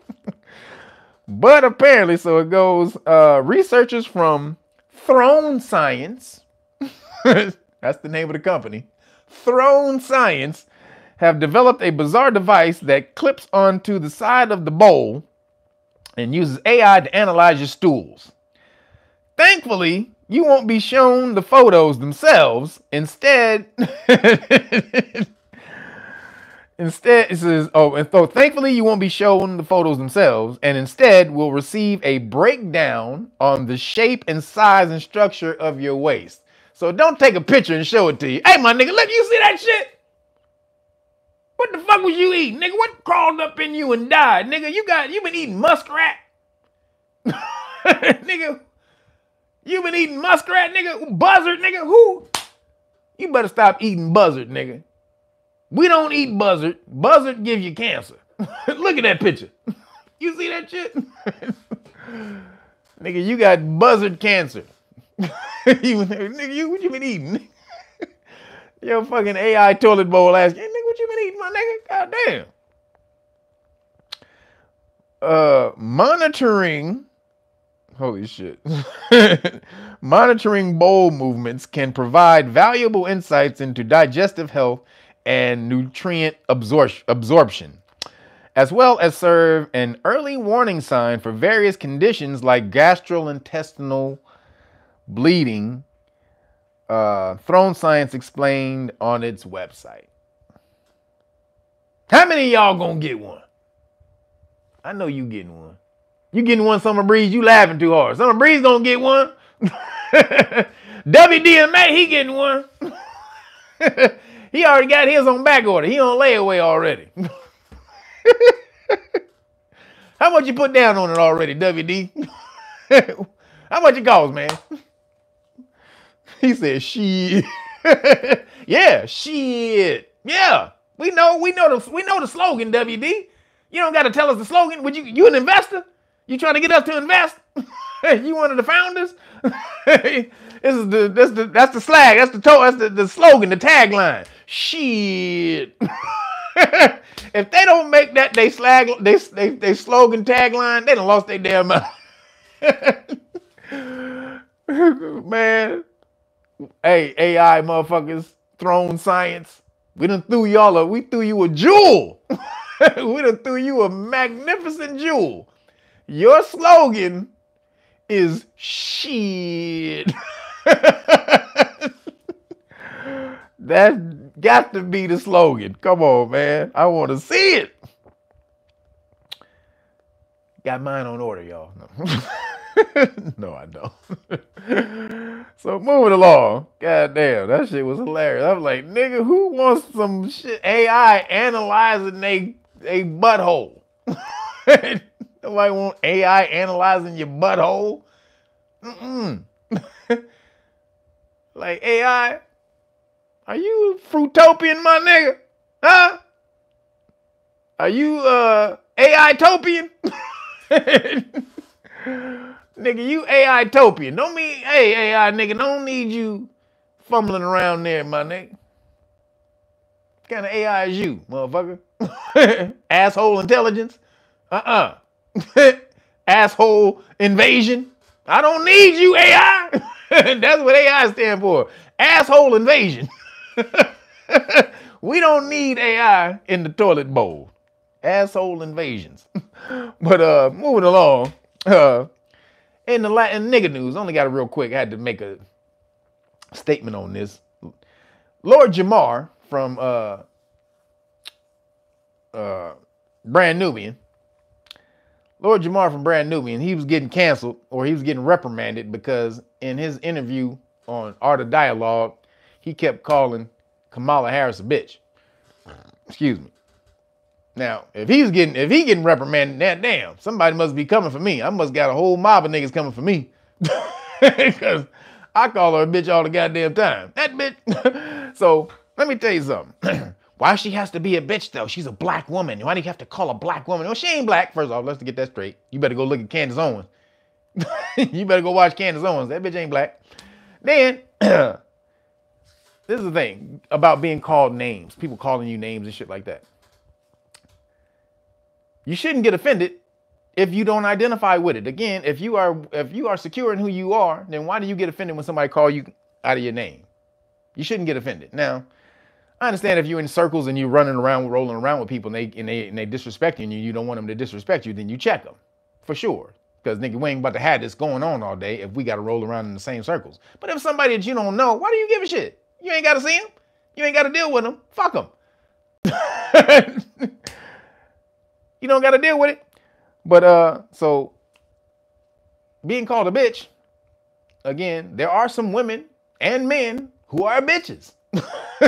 Let's get that straight. There are some women and men who are bitches. For real. Hey, some bitches. Men are some bitch ass niggas and women can be some bands too. So Kamala is a bitch. What else would you call a person who tried to lock up, who tried to keep nonviolent weed offenders in jail for state labor? What else would you call a person who tried to lock up mothers or parents for truancy and a mother because her child was truant because she had sickle cell and was in the hospital and Kamala still tried to prosecute her anyway for years? What else would you call a person who tried to get an innocent person killed on death row because she wouldn't submit the evidence that would free him, the DNA evidence that would free him? Huh? Also, the sickle cell chick, the state was getting $1.5 billion for truant, excuse me, for kids going to school. So for every kid that didn't go to school, that was money getting taken away from the government. So she was all about that chip, all about them chips. What else would you call that person? Huh? So what else would you call a person that's doing all of this shit? So Lord Jamar, she is a biatch. She is a biatch. All damn day. You're not calling, just because you call her a bitch doesn't mean you're calling all women bitches. Some people deserve to be called bitches. And that motherfucking bitch, that bitch definitely deserves to be called a bitch. You trying to lock up innocent melanated brothers who you run into now calling yourself black, but you trying to run the brothers now, but the brothers that you locked up for nonviolent weed offenses and tried to keep them in jail for slave labor for the state. But you not a bitch. We ain't supposed to call you a bitch. Okay. I don't know what the hell you would call it. But Lord Jamar, you need to take back your apology, motherfucker. Because Lord Jamar came out and apologized and all that shit. Nah, Lord Jamar, fuck that bitch. You take your damn apology back, nigga. I'm with you. What you need, Lord Jamar? What's popping, my nigga? You want to we can both go on, bro, Rich. and we can call her a bitch. We can both go on Bro Rich. Let's hit up Bro Rich. Shout out to Bro Rich, Black Magic 363. We can both go on Bro Rich, and we can call her a bitch together, my nigga. I'm with you. If you need solidarity, you need some help. Because that's what you should have said when they came and tried to make you apologize. Anybody who locks up innocent or non-violent melanated brothers, try to keep them in jail for weed offenses, is a bitch. I'm sorry. So we just gonna have to disagree on that one. Black people, black community, so-called black community. Fuck out of here. She is a bitch and a half. Last thing I got for police stop law lessons. I wanted to talk to you. I've been talking to you about this before, but I'm gonna keep reiterating it until you guys get it. The importance of dash cams. The importance of a dash cam. Because what does dash cams do? Why do you need a dash cam? Why do you need a dash cam? Because it prevents the police officers from lying and drumming up charges when they pull you over. A lot of times police officers pull you over, they don't have a goddamn reason at all other than the fact that you look like somebody that may have done something. You look like somebody that could be selling drugs. You may be black with some braids or some shit like that. They say, oh, this nigga, I promise you, this nigga got some weed on him, or he's a drug dealer, or he got some weed in the car, or something like that. And then what they do, and also what they know is that when they pull you over, you're gonna roll your window all the way down. And when you roll your window all the way down, that's gonna allow them to say, even if they don't have anything on you while they pulled you over, when you roll your window down, they ask you for your ID and your registration, they're gonna say, I smell marijuana. You smoke, are any drugs or alcohol in the car? Or guns, drugs, or alcohol in the car? And you're gonna say, no. Well, I smell marijuana. Can you step out of the car, please? Now you just gave them a reason. When you roll that window down, that's why you should never roll your window all the way down. You should only crack it. When you roll the window down, you give them an excuse to say that they smell weed and get you out of the car. So, but the dash cam, no, will show all of that pretextual policing tactics. Yes, but the dash cam is going to show what happens before, during, and after the stop. So if they try to say this is the main one they try to hit you with. If they don't have anything, they say, well, you wasn't wearing your seatbelt. So you should never take your seatbelt off. First off, you should never take your seatbelt off during a traffic stop. Even when they pull you over, don't pop your seatbelt off. Always keep your seatbelt on. That's one thing. And then even if you have your seatbelt on, they will try to say, well, you didn't have your seatbelt on. You just put it on as you pulled over. Well, a dash cam will show if you had your seatbelt on beforehand or not. This is the one they use more often than anything, that you didn't have a seatbelt on, because there's a seatbelt law in every state. So if they don't have an actual reason, and they pulled you over just based on a hunch, and their hunch didn't pan out, then they're always going to pull the seatbelt card out of their back pocket. So the dash cam. Now, what's the best dash cam for you to get? This is the one I got right here. This dash cam is off the chain. It's 4 cameras. You can get this right here. I don't get paid for this at all. No, anything that I promote to you guys, I don't get no payments. I don't do any promotions, which I should, because I get offered promotions all the goddamn time for money. So if y'all ain't gonna do some goddamn chicken shawarma donations, I'm gonna have to start cutting in commercials. I got offered JBL, the speaker company. I got offered Netflix. I be getting hit by big ass companies. H&M wanted me to do a commercial. So if y'all don't start motherfucking supporting, y'all gonna start hearing Netflix commercials in this bitch in a minute. But this right here is best dash cam. It's called Pruvio. 4 cameras. Driver cam, passenger cam, front cam, and rear cam. Right here. And I got in an accident. He said, Kev gonna sell out. You goddamn right, nigga, if you don't start supporting with the shawarma. Got Dr. Sinister. Ain't selling out, nigga. If you don't pay for the shawarma, somebody got to pay for it, goddamn it. So Netflix, Netflix want to pay for my shawarma dinners, and you don't, you goddamn right. I'm gonna have Netflix in this bitch. But just kidding. But so I got hit in August. Some lady ran into my car. I got a nice car. So I had a dash cam in it. So the lady, I don't know if I told y'all this, but the lady, she was driving in the left lane. I'm driving in the right lane. She decides to make a right turn from the left lane without signaling. She was just stopped in the lane far ahead of me. Just stopped. And I'm like, okay, well, she's about to make a left turn. I thought since she stopped in the left lane, she's getting ready to make a left turn. I get close to her. She decided to make a right turn right into me.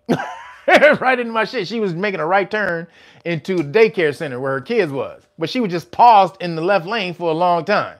So she hit me. And I'm like, God damn it. So I'm going off in the car, right? I'm motherfucker, hitting my shit, man. Because I just bought my car not too long ago in February. So she hit it.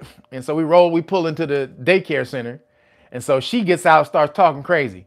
You were driving too fast in your lane. Now, I didn't have anybody in my lane. My lane was free and clear. Meaning I could go. I had nobody in the lane. So she says, well, you were moving too fast in the lane, so I couldn't turn. I had no chance. I had no time to signal and turn and get in the lane. Then she goes, well, there's cameras on these corners here, so they're going to show it all. I said, I got a dash cam. Don't even worry about it, chick.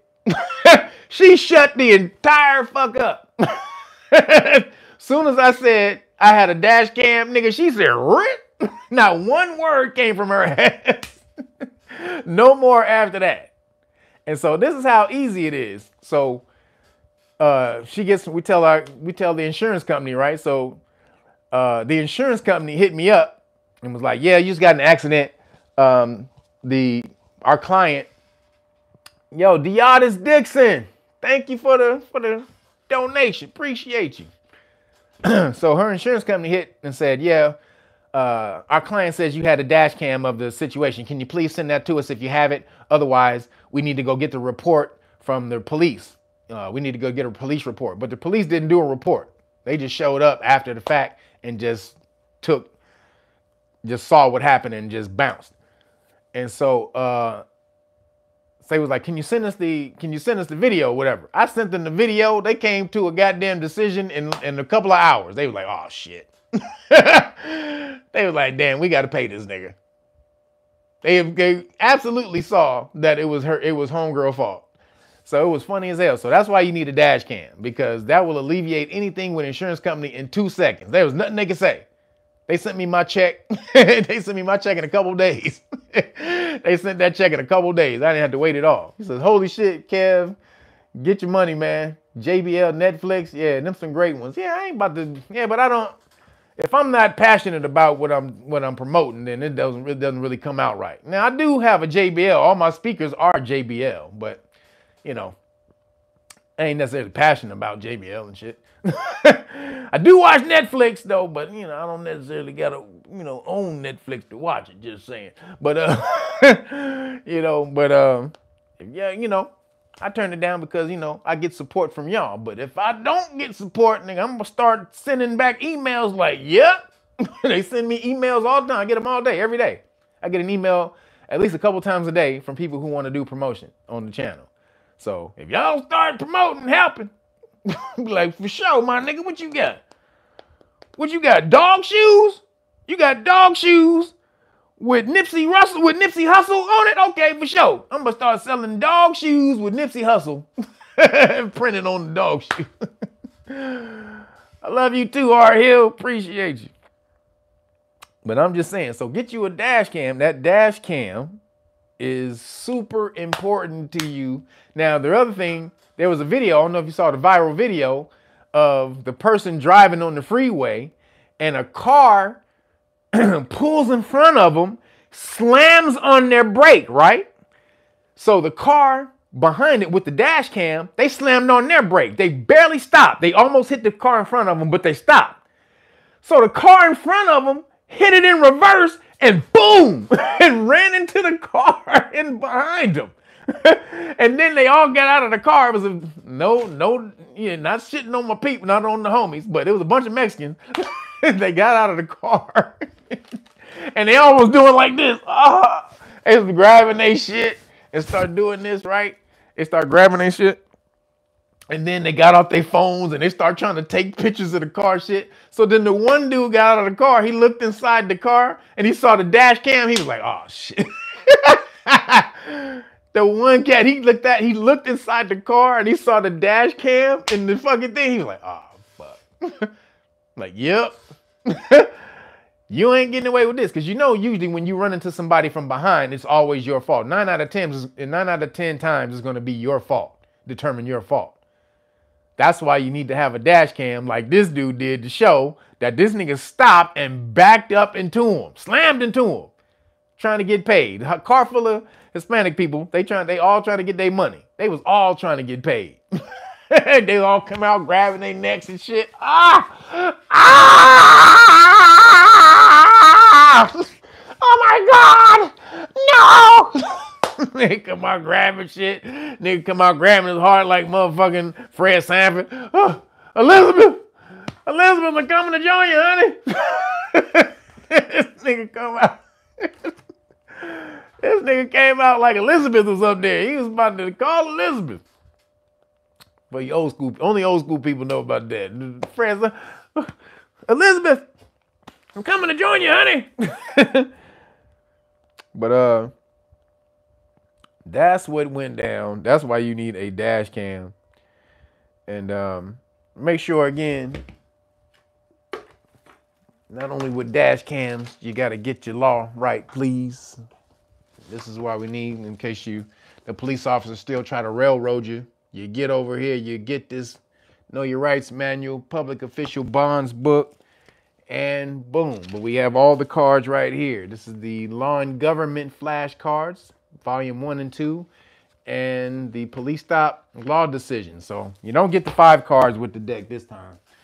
I'll do that promotion again sometime, maybe in the future. But right now, I need y'all to support. Go out and get the Great Book of Melanin Research, this hard copy, which you should have already. You should be doing book studies on it, making your children do book reports on it.